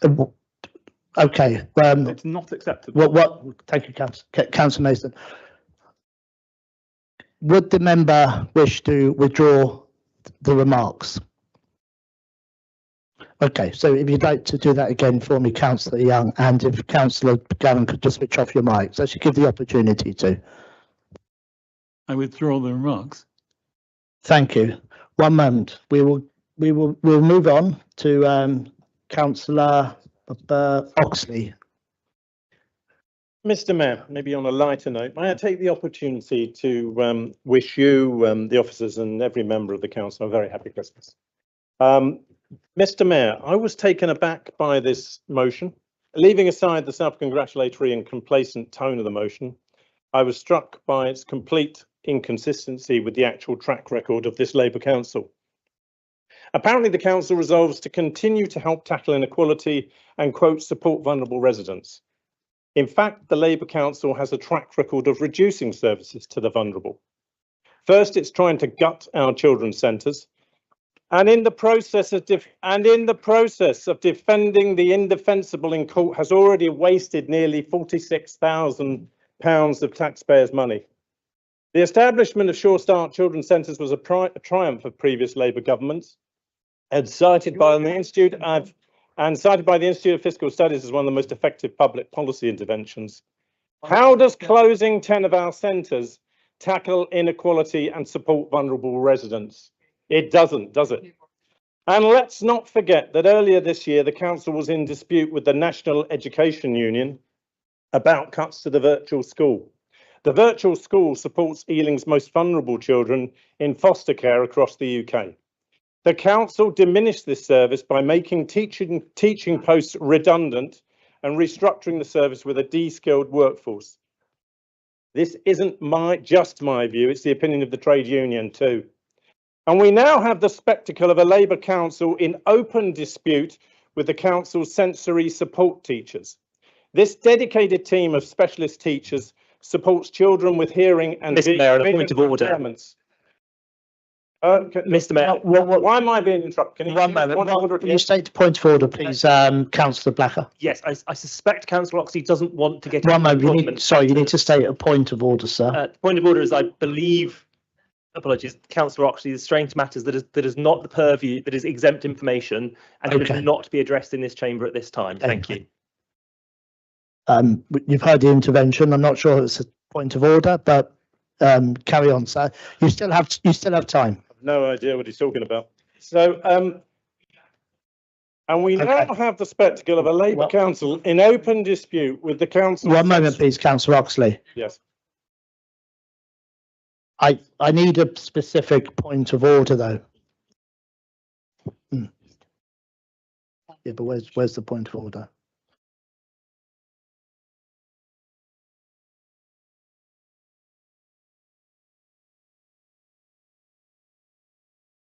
Thank you. So thank you, Councillor Blacker.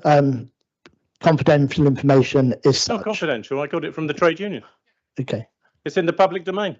Please, okay, fine, but do not Councillor refer. Blacker's not well informed. Thank at all, you. Clearly. Thank you. So I shall carry on. I hope you give me a little. I'll still give you your, the clock has been stopped. Right. Thank you. We now Members. have the spectacle of a Labour council in open dispute with the council's sensory support teachers. This dedicated team of specialist teachers supports children with hearing and vision impairments. The team, who are overworked and underappreciated, have been on strike for 2 weeks. A further 3-week strike is planned in the new year that will inevitably impact the well-being of vulnerable children. Harrow and Brent have significantly larger teams, yet our council hasn't even recruited all of Ealing's posts. Once again, the motion's fine words on supporting the vulnerable are not matched by deeds. At the end of this debate, the council leader has the opportunity to cancel the cuts to children's centres, reverse the de-skilling of the virtual school, and expand the sensory support team. If he does, the Liberal Democrats will happily support the motion. But absent that, members wanting good quality public services for vulnerable residents cannot in good conscience support this motion. Thank you, Mr. Mayor. Councillor Oxley, thank you. Councillor Driscoll. Thank you, Mr. Mayor. I'll address the points raised about the amendment first from the Conservatives. It's a bit of a shame to see when you've got comments about security, policing, that you can just think, well, we have to keep one station over 24 hours. So it's a bit of a shame that that's the summation of what you can offer as a contribution. Whereas when I'm going to my residents in Northfields and saying, actually, officers are changing their shift patterns so they can be on the beat up until midnight. If I said, would you like them to be behind a desk up until midnight? I think the answer would be resoundingly no. And also, quite conveniently forgetting that hundreds and hundreds of millions of pounds have been withdrawn from the Met funding by central government when it was under Conservatives. And what does that mean to the provision of policing? So I'd like to rather have my police on the beat in my ward up until midnight or later than rather behind a desk. So going back to the main motion, in my role in my portfolio, I see people, other fellow councillors from across London, in climate work, in waste, in recycling, And I can honestly say that the work we're doing in Ealing is at the forefront of what's happening in London. And I can also say financially, we are in a much, much better position than a significant number of London boroughs. We only have to look westward to a borough which is now by SIPFA the most least financially resilient council in London and on the crust. So, I mean, it was a council that was often lauded as what one should be proud of. So we'll see what happens with Hillingdon in a few months' time, perhaps, what might happen there. And that was often lauded as a great beacon of hope and light. Actually, they're now at a very different position. Meanwhile, what we're trying to do and what we're delivering for services, some councils are aspiring to have 40% recycling. We did that years ago. We're at 49.1% recycling. And that's whisker away from our 50% target. Huge work. We're reshaping what we're doing with our waste and also other ways of working with the circular economy in Acton, where Reacton has already taken place and has got events going and will be launching fully shortly. However, the Liberals just want to close it straight away, when in fact the whole of West London are working in consortium to actually change what we do with waste, change what we do with recycling, to make better use of what we do, make sure we can repair it and make sure we can sustain the use of whatever we have for much longer. Whereas the Liberals are just offering the opportunity of, well, just keep on throwing your waste. Completely misunderstanding how we're changing the process. What we're doing across the borough, we should be really proud about.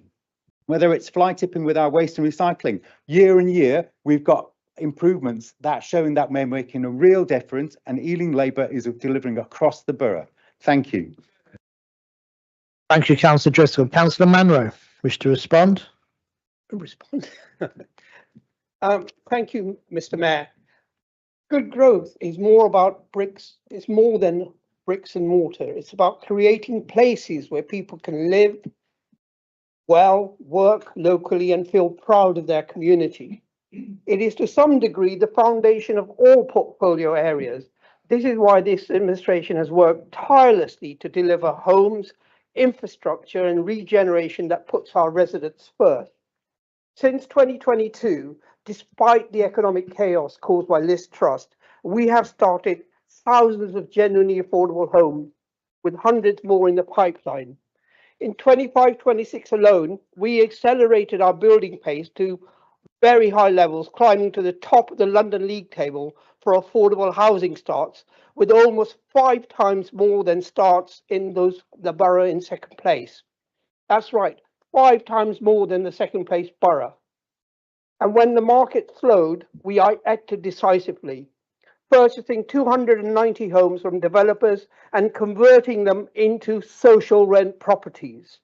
At the Green Quarter in Southall, 180 homes were secured for local families, including 96 at social rent, real delivery. This is our record on housing delivery, responding quickly to market-changing conditions and showing the impact local councils can have on families looking to start new lives in safe, modern homes. We're tackling the housing crisis head on because Ealing Labour delivers, and we have raised the bar on planning and affordability. Across major schemes, we've achieved an average of 39% of homes that are affordable and well above the London average. At Boller Lane, Smith's Farm, half the homes are affordable. At Brook House, a specialist housing provider, every single home, 99 of them, is affordable. This is the difference a Labour council makes. And not only are we building good new homes, we're building them quickly. Ealing is ranked as a platinum planning authority with 100% of major applications decided on time and one of the lowest appeal rates in the country. That efficiency gives residents and businesses confidence that Ealing Labour gets things done. Investment in our community is central to good growth. Since 2022, we have secured £47 million through Section 106 agreements and are introducing a community infrastructure levy, which we've done today, to raise millions for schools, health and community facilities. This funding is already delivering new school places, improved public spaces, and climate projects that benefit every town in our borough. Through our Good for Ealing inward investment program, we have showcased Ealing at major national events, promoted growth sectors like life sciences and creative sectors, and brought new businesses into our 7 towns. This is about creating jobs and opportunities for local people while strengthening our economy, because Ealing Labour is on your side. This is growth that is fair, sustainable, and community-led, with residents at its heart. We'll keep fighting for good, quality, affordable homes and investment that benefits everyone, because of that's what good growth means. Every single affordable home we build is another family out of high-cost market, and to save, secure, where they can pursue the life they want to lead. Thank you, Councillor. Last sentence. Ealing Labour delivers on council housing, delivers as a planning authority, and delivers on investment and regeneration. In short, Ealing Labour delivers. In short, Councillor Kumar. Thank you, Mr. Mayor. We're here not to simply debate motions, but to deliver for residents. The Labour motion before us today may sound well-intentioned, but residents are not asking for symbolism. They're asking for safer streets, cleaner roads, and cleaner streets, and support for local businesses that are struggling to survive. On the positive, I joined 2 police operations recently and observed them tackling shoplifting, drug-related activity, rough sleeping, begging, and the illegal e-bikes, making life a misery for our residents and visitors, of some of whom have been victims of phone thefts. People appreciated the police presence, and that is what they like to see, and I hope more of it continues. I mean, the Lib Dems would have found the e-bikes operation really useful, considering the number of complaints they have mentioned. And on cleaner streets, unswept streets are not just untidy, they are unsafe and turn our pavements into hazards. Unsafe for prams, unsafe for the vulnerable, and unsafe for us all. Slippery pavements put residents with mobility issues, parents with prams, and older people at real risk. Although the Conservative councillors with some residents went out to sweep the leaves, and happy to do so, in our ward, where it was difficult to walk safely, some residents, feel they should not have to do this. But, I know that we've got about 1,200 volunteers, good for them, but there are many who feel that they don't have to do it because they pay enough in their council tax. This council must treat leaf clearance as a matter of public safety and not just cosmetic maintenance. Motions should reflect genuine consultation with residents and deserve action that they can see on the streets. Residents don't judge us by emotions we pass, but by the delivery they see on their streets. This council must commit to action that is measurable, visible, and worthy of the people we serve. And can I take this opportunity, Mr. Mayor, to wish everyone and our council officers a very happy festive period. Thank you.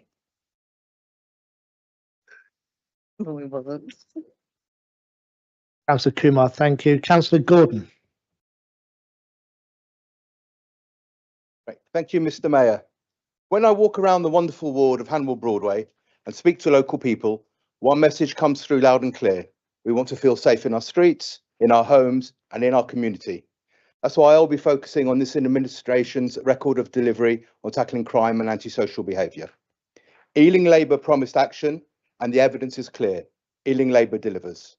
We've committed £13 million to tackle antisocial behaviour, burglary, violent crime, and violence against women, and by mid-year, £11.5 million has already been invested. This isn't just figures on a page, it's boots on the ground. Over 20 officers now patrol the Uxbridge Road corridor, backed by 2 dedicated ward officers in every ward, including Hanwell Broadway, and 4 new inspectors under our strongest ever neighbourhood policing programme.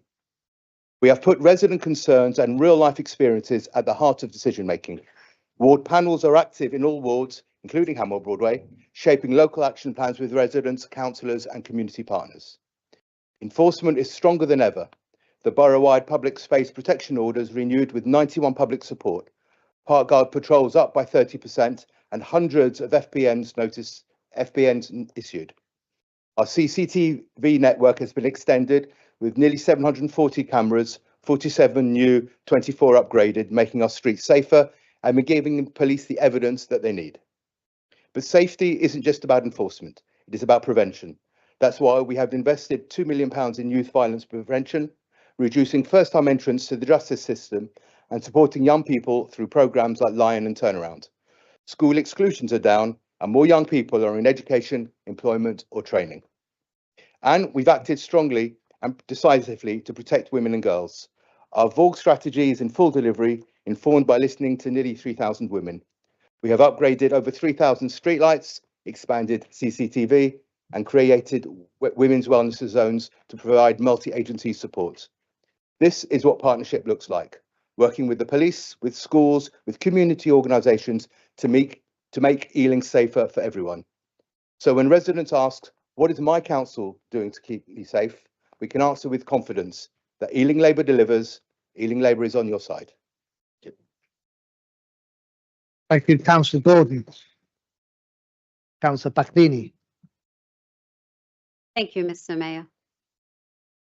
When I was first elected as a Labour councillor in May 2022, my very first piece of casework was helping a lady whose flat was in disrepair. I visited her and saw how desperate she was. That evening, I went home and cried as I was unsure if help would arrive quickly. But within few days of making inquiries with the housing team, this lady was rehoused so her property could be properly repaired. That moment taught me something fundamental about local government and how we can make a real difference in people's lives. From that first case, I have supported countless residents across Spitz-Hanger Ward with housing repairs, council tax, pavements, trees, street cleaning, and much more. These are the everyday things that don't always make headlines, but matter most to Ealing residents. And that is exactly what Ealing Labour promised 4 years ago and what we have delivered. Our manifesto was rooted in fairness, openness, and transparency, and our record shows that these are not just words, but principles we act on every day. Mr. Mayor, what does delivery look like? Trees, recycling, solar, clean streets, lighting, CCTV, school streets, fly tipping action. Ealing Labour promised, Ealing Labour delivered. Walking, cycling, active travel, safer roads, affordable homes, fewer families in temporary accommodation, safer renting. Ealing Labour promised, Ealing Labour delivered.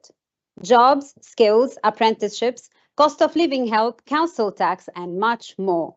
Ealing Labour promised, Ealing Labour delivered. And that is why delivery matters, because delivery is not abstract. It is a warm, safe home, a repaired pavement, a cleaner street, a park people feel safe using, a resident who feels heard. It is local government doing what it exists to do, stepping in when people need help and making making everyday life better. That is what Ealing Labour promised 4 years ago, and that is what we continue to deliver for residents across Ealing. Ealing Labour promised and Ealing Labour delivered. Mr. Mayor, I support this motion. Thank you. Thank you, Councillor Bacchini. And I've lost my Councillor Busuttil. Yeah, thank you, Mr. Mayor. I, like Councillor Oxley, was taken aback by this motion too. The motion states, and I remember Councillor Donnelly saying this in a previous meeting, that council tax is lower than it otherwise would have been. But Mr. Mayor, council tax now is higher than it's ever been. The cost of living being a major concern amongst residents, according to the most recent resident survey, with that concern, together with the reduction in services, then increasing council tax to the maximum will be harder and harder to justify. But the most recent resident survey has highlighted other concerns and challenges for the council to address. One of those concerns was about affordable housing. This council has an admirable target, 4,000 generally affordable homes. A few months after the local elections in 2022, in a scrutiny meeting, we knew back then this target would most likely not be met due to rising inflation, interest rates and cost of building materials. So instead of admitting that this target would not be met due to the reasons I've just given, a new revised target made, this administration decided to press ahead with an unachievable target. I'm sure affordable housing will be one of the top concerns for residents in this borough for many years to come. Another concern was about safety, and is now the top concern of people in this borough. According to the last resident survey, only 30% of people feel safe to walk streets at night. Surely, therefore, shouldn't it be a priority in keeping 24-hour service at Acton Police Station open, given the evidence of the survey? What seems to have crept back up the resident survey concerns is the street cleaning. So what does the council do? It reduces it from once every 3 months to once every 4 months. Though the resident survey is a good indicator of mood and concerns of residents, there is one survey that people will be interested in seeing, and the results of that will better capture the public mood and concerns, and that is the one that will be held on the 7th of May next year. Thank you, Mr. Mayor. Thank you, Councillor Boostall. Councillor Anand. Jasbin. Thank you, Mr. Mayor. As the Cabinet Member for Tackling Crime and Antisocial Behaviour, my focus is clear: reducing crime and increasing safety, and that's what Ealing Labour is delivering. We've promised to make Ealing safer, and we've kept that promise. Councillor Conti, you might want to take some lessons from Councillor Kumar, who's very active in her ward and works well with the ward panel officers. It'd be very good if you could attend those ward panels and understand the needs of your residents, and also work with your ward panel officers to understand how well their presence is felt on the streets of Ealing. And it would be really good for you to also attend some of our operations, which are in action with our very effective community safety team. I'm sure you don't even know who they are. Can I also say, Mr. Mayor, that when we started off about 3 years ago, we only had 1 inspector across the borough. We now have 4 inspector clusters across our 7 towns, and we have ward panels embedded in all our 7 towns, and we have a dedicated superintendent of police just for Ealing Borough. We've invested 13 million to tackle antisocial behaviour, burglary, violent crime and violence against women. That means more uniform patrols on our streets and a smarter data-driven approach to enforcement and prevention. I hope you are listening, Councillor Conti. We promise to reduce crime, and the results speak for themselves. Crime in Ealing Town Centre is down by over 18%, with violent crime and robbery cut by 43% since October 2025. Personal robbery and violence with injury rates remain lower than the London average, and burglary rates are consistently below London wider figures. Mr. Mayor, we've driven forward our strategy to tackle male violence against women and girls, and we are delivering on our commitments. We've achieved the White Ribbon accreditation, launched the Safer Ealing for Women website, proving that Ealing Labour is on the side of the residents, and it is on the side of women and girls. Mr. Mayor, when 93% of women told us better lighting would make them feel safer, we listened, Councillor Conti. We invested 2 million, double our original budget, to upgrade 3,100 street lights to LED, brightening every residential road. We've installed 24 new HD CCTV cameras, and we have upgraded 20 existing ones. Targeting hotspots identified by residents, our CCTV team trained in Project Vigilant in already preventing incidents before they actually happen, Councillor Conti. We've delivered on our promises, Mr. Mayor, and more, that there is still a lot of more work to do. We will keep delivering for our vulnerable residents, reducing crime and making our streets safer. We're committed to safer streets and stronger communities across our 7 towns, Councillor Conti, and we will continue to deliver on that vision because Ealing Labour delivers, Ealing Labour is on your side, and we build a borough that is fairer, safer and stronger for all, Mr. Mayor. Thank you, Councillor Anand. Councillor Blacker. Thank you, Mr. Mayor. It is the end of the year and it is a time for looking back and reflecting on progress. So long as that progress isn't my Strava year in sport, because I didn't quite get out for the runs I wanted to, and let's certainly not talk about my Spotify listening age, which is about 74. There is so much more that we can look back on and be proud of, as we've heard tonight. And there is so much that we have done for the young people and families in this borough that I will get to in a moment once I've dealt with Councillor Oxley. Because Councillor Oxley, and I don't know why I bother, because he didn't listen last time I talked to him about children's centres, he won't listen this time, continues to misrepresent for political ends the aims of the early help strategy. There are far too many children and families in this borough who are not accessing the help that would prevent their breakdown, prevent their needs from getting worse, and would thrive better if they could access it. We are not seeing them come into our children's centres. We have to go out to them and help them where they are. That is the promise we have made. And he has heard me say time and time again, not just that we will not cut services, but that as a consequence of going out and investing in outreach, there will be more services in each of every single one of Ealing 7 towns as a result. And he can shake his head, but that is what our strategy is. He doesn't care about the young people of this borough. Councillor Donnelly is quite right.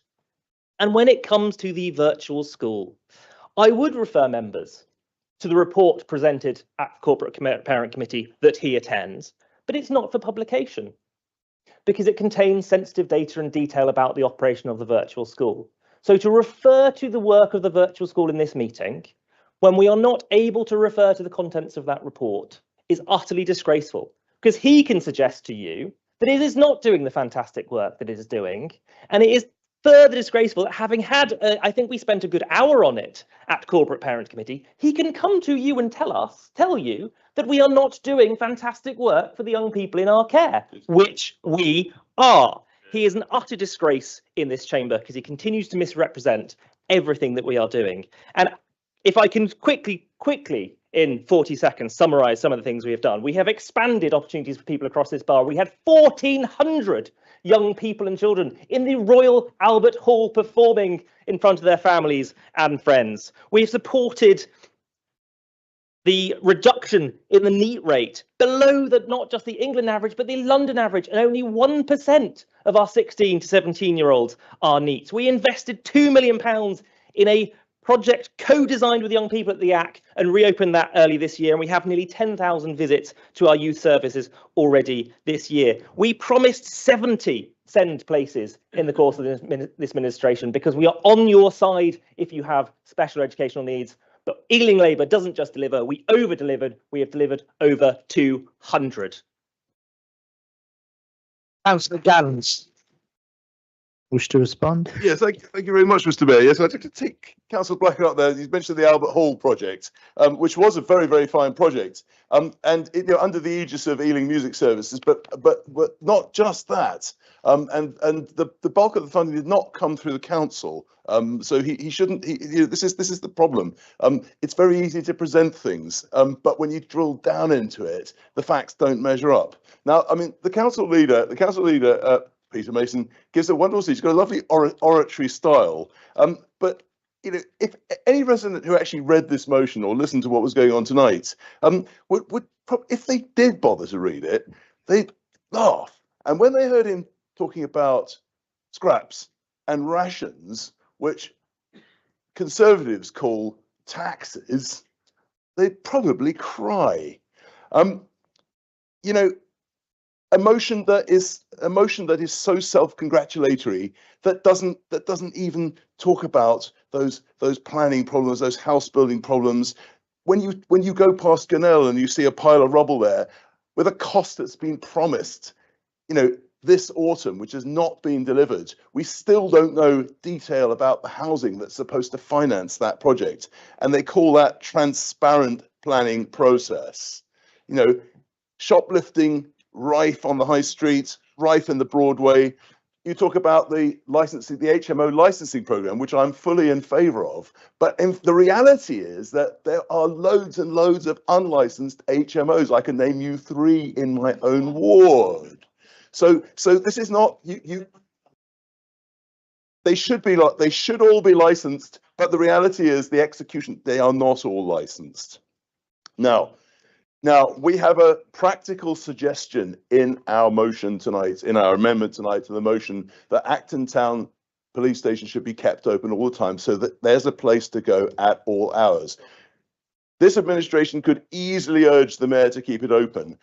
I've heard Councillor Driscoll actually engage on that, but I haven't heard Councillor Anand engage on that. And this is the portfolio holder responsible for all these measures, but I didn't hear her offer a word in her prepared sort of speech of self-congratulations. I did not hear her mention that and take that up, which I believe she should have done. One final thing, the Renters Association, which potentially is a very, very good thing, and I have supported it, but I've also supported it including landlords. Isn't that strange? Councillor Black has said, well, that would be like inviting management to a trade union meeting. Well, yes, wouldn't that be a good idea to get management and unions in the same place? So to get renters and landlords in the same place to discuss it under the aegis of the council would be a great move. Please consider it. Thank you very much, Mr. Mayor. Thank you, Councillor Gallants. Councillor Kamujic, Councillor Nagpal. Thank you, Mr. Mayor. In my portfolio, when we talk about building a fairer Ealing, we mean creating real opportunities, good jobs and decent living incomes for Ealing residents to thrive. Under this administration, we promised this to our residents and we have succeeded. That's because Ealing Labour delivers. Since 2022, we have secured over 10,000 new jobs in our borough, exceeding our 4-year target far ahead of schedule. These are not just jobs, they are pathways to security and dignity for our residents.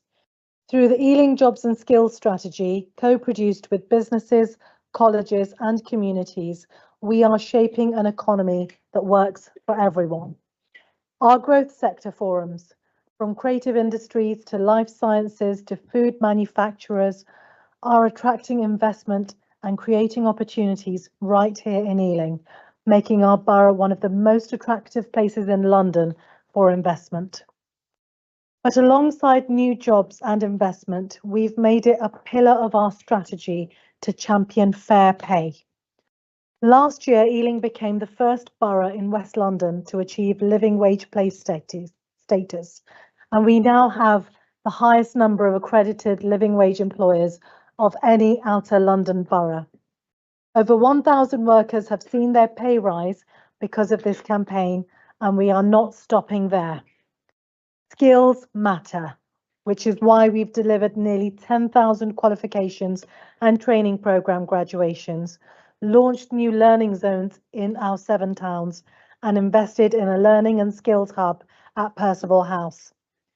These initiatives ensure residents can upskill, reskill, and access good jobs in emerging sectors. We've also created over 2,200 apprenticeships, exceeding our target, and invested nearly £2 million to support residents facing the toughest barriers, whether disability, long-term health challenges, or homelessness. Residents facing these barriers have been supported into employment. Our programmes have helped 6,800 residents regain independence and the confidence that they need to thrive in their jobs and flourish in their lives. All this is what Labour in Ealing stands for. Ealing Labour is on your side because Ealing Labour delivers. Our record is one we can be proud of, and we will continue to fight for decent living incomes, fair pay and good jobs, because every resident in Ealing deserves the chance to succeed. Thank you. Thank you, Councillor Nagpal. Councillor Deer.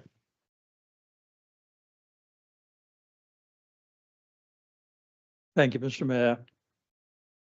Mr. Mayor, one of the advantages of being 16th on the list of speakers is that much of what you wanted to say has been said already.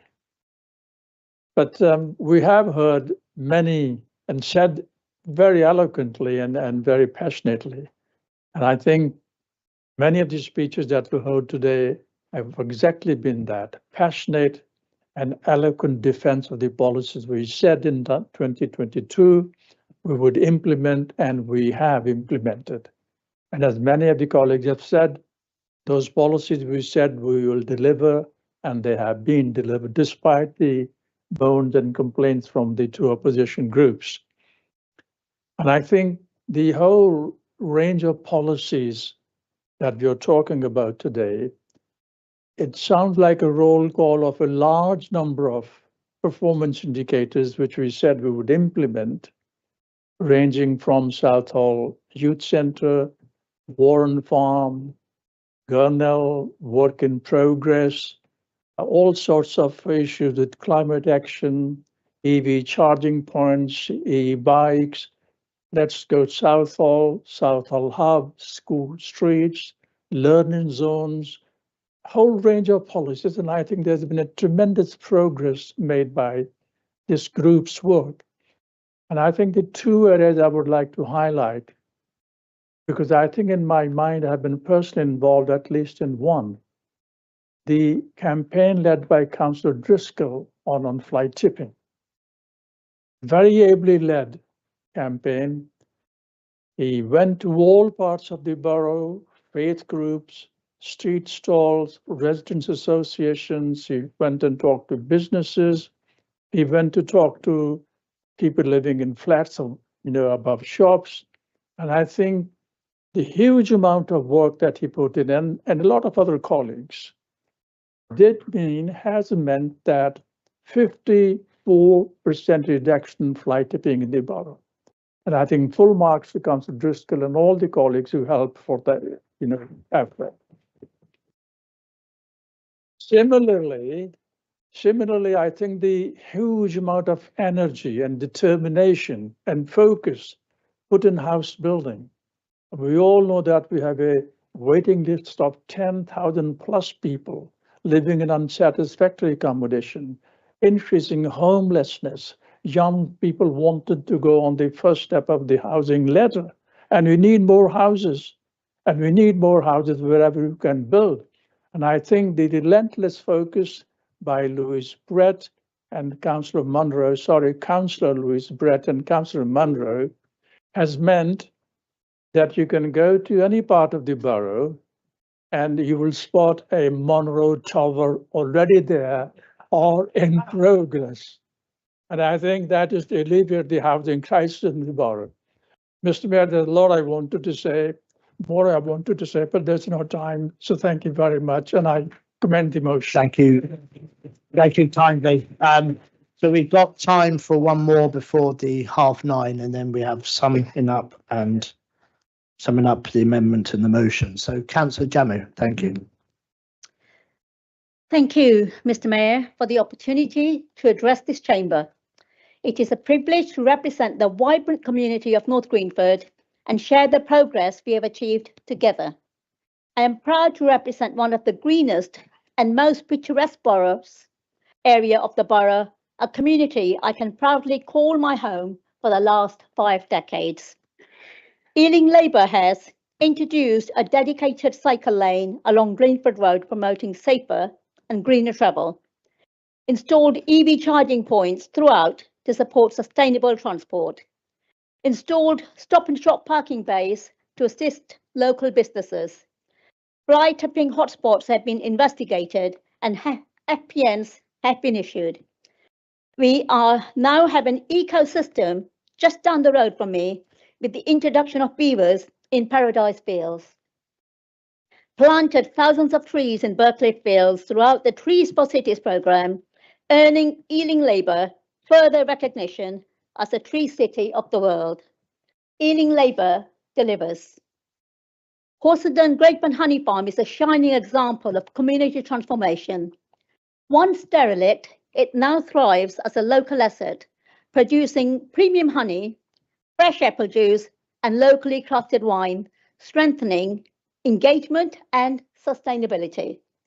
This initiative aligns with the Council's core priorities, addressing the climate crisis while creating a thriving space that enhances residents' physical and mental well-being. Ealing Labour delivers. As a councillor and school governor, I advocated for safer school streets after witnessing unsafe parking during school hours. Since implementation of the School Streets programme, complaints have ceased and residents enjoy safer, calmer streets. Listening to residents have now been central to our approach. Through your voice, your town meetings, my residents have actively participated in shaping local priorities. Despite financial pressures, Ealing Labour continues to deliver for our communities, working tirelessly to ensure progress and support for every resident. Ealing Labour is on your side. Ealing Labour delivers. Thank you, Mr. Mayor. Thank you. Councillor Jamley. Councillor Conti, wish to sum up, sir? Thank you, Mr. Mayor. I'll try not to moan and complain, as Councillor Deer mentioned, but instead try to speak up for residents who feel less safe, who don't feel listened to, and feel let down by Labour. Councillor Driscoll, you mentioned about it's not all about keeping police stations opened. True, though I would refer you to Councillor Mahfouz's tweet from the 18th of July. I don't think he's here this evening, where he said when the changes were announced that this isn't the policing Londoners voted for, and that he was backing the need to keep Acton Police Station. So interestingly, he's not here this evening to reiterate those words. I was hoping he was.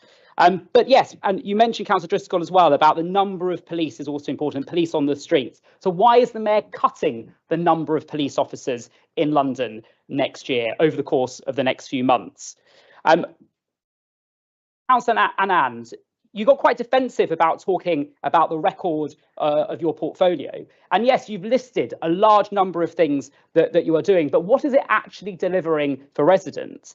As I mentioned earlier, the Met Police's own figures show that crime is up overall in this borough, sexual offences up by over 10% in the last 12 months. So this is why residents do not feel safe. You can keep repeating the words deliver, deliver, deliver, but residents don't feel that anything is being delivered for them. They don't feel safe.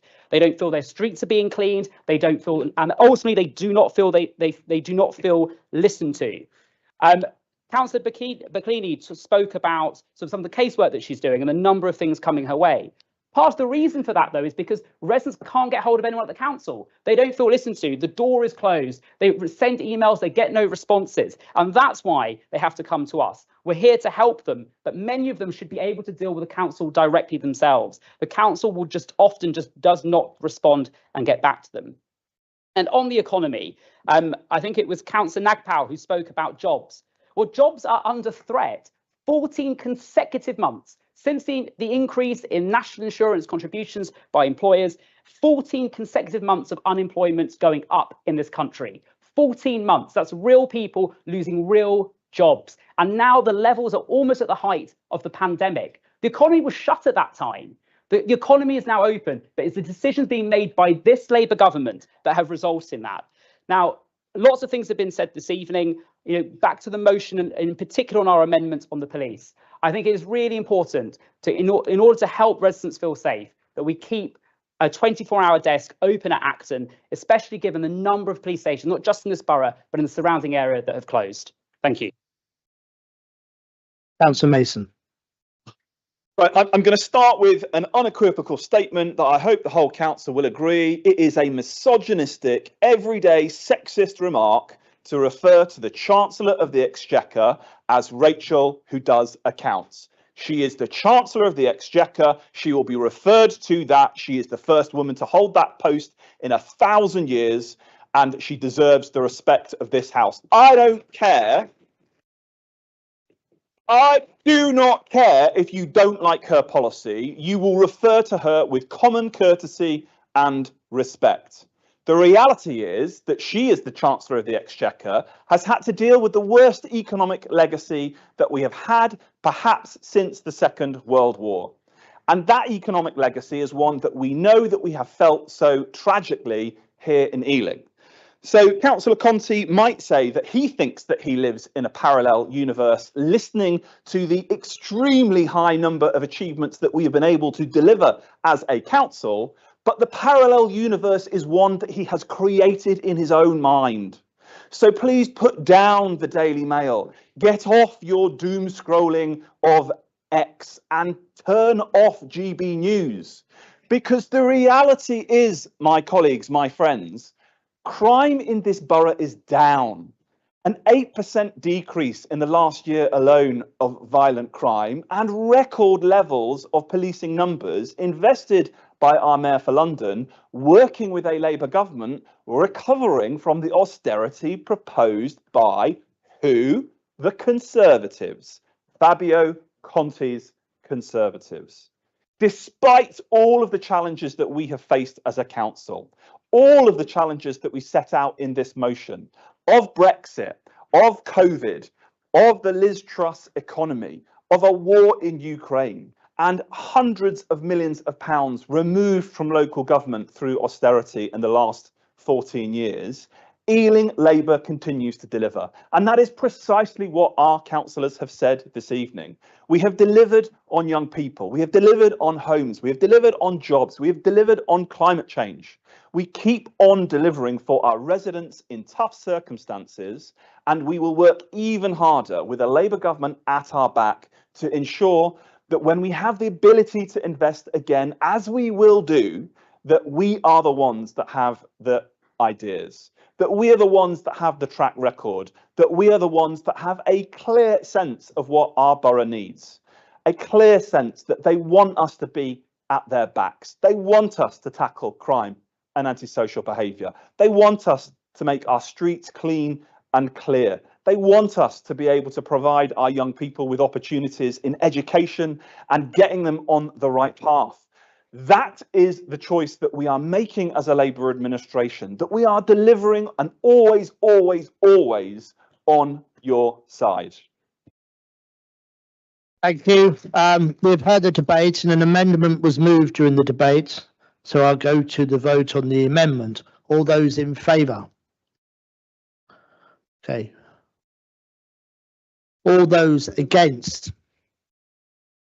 And just for transparency, any abstentions? None. The amendment falls.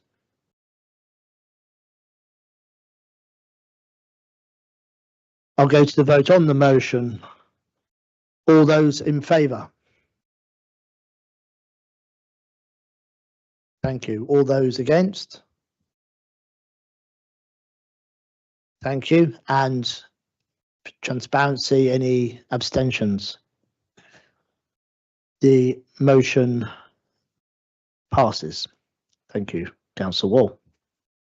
Okay, so the guillotine has now fallen, so the motion item number 13 is not for debate and is formally moved and seconded. So I'll move to the vote. All those in favour? Hands of members, all those in favour? All those against? None indicated. Any abstentions? None. Okay, so the motion is therefore carried, and that concludes evening's proceedings. So if you'd just like to stop the live feed, thank you very much. Let me know.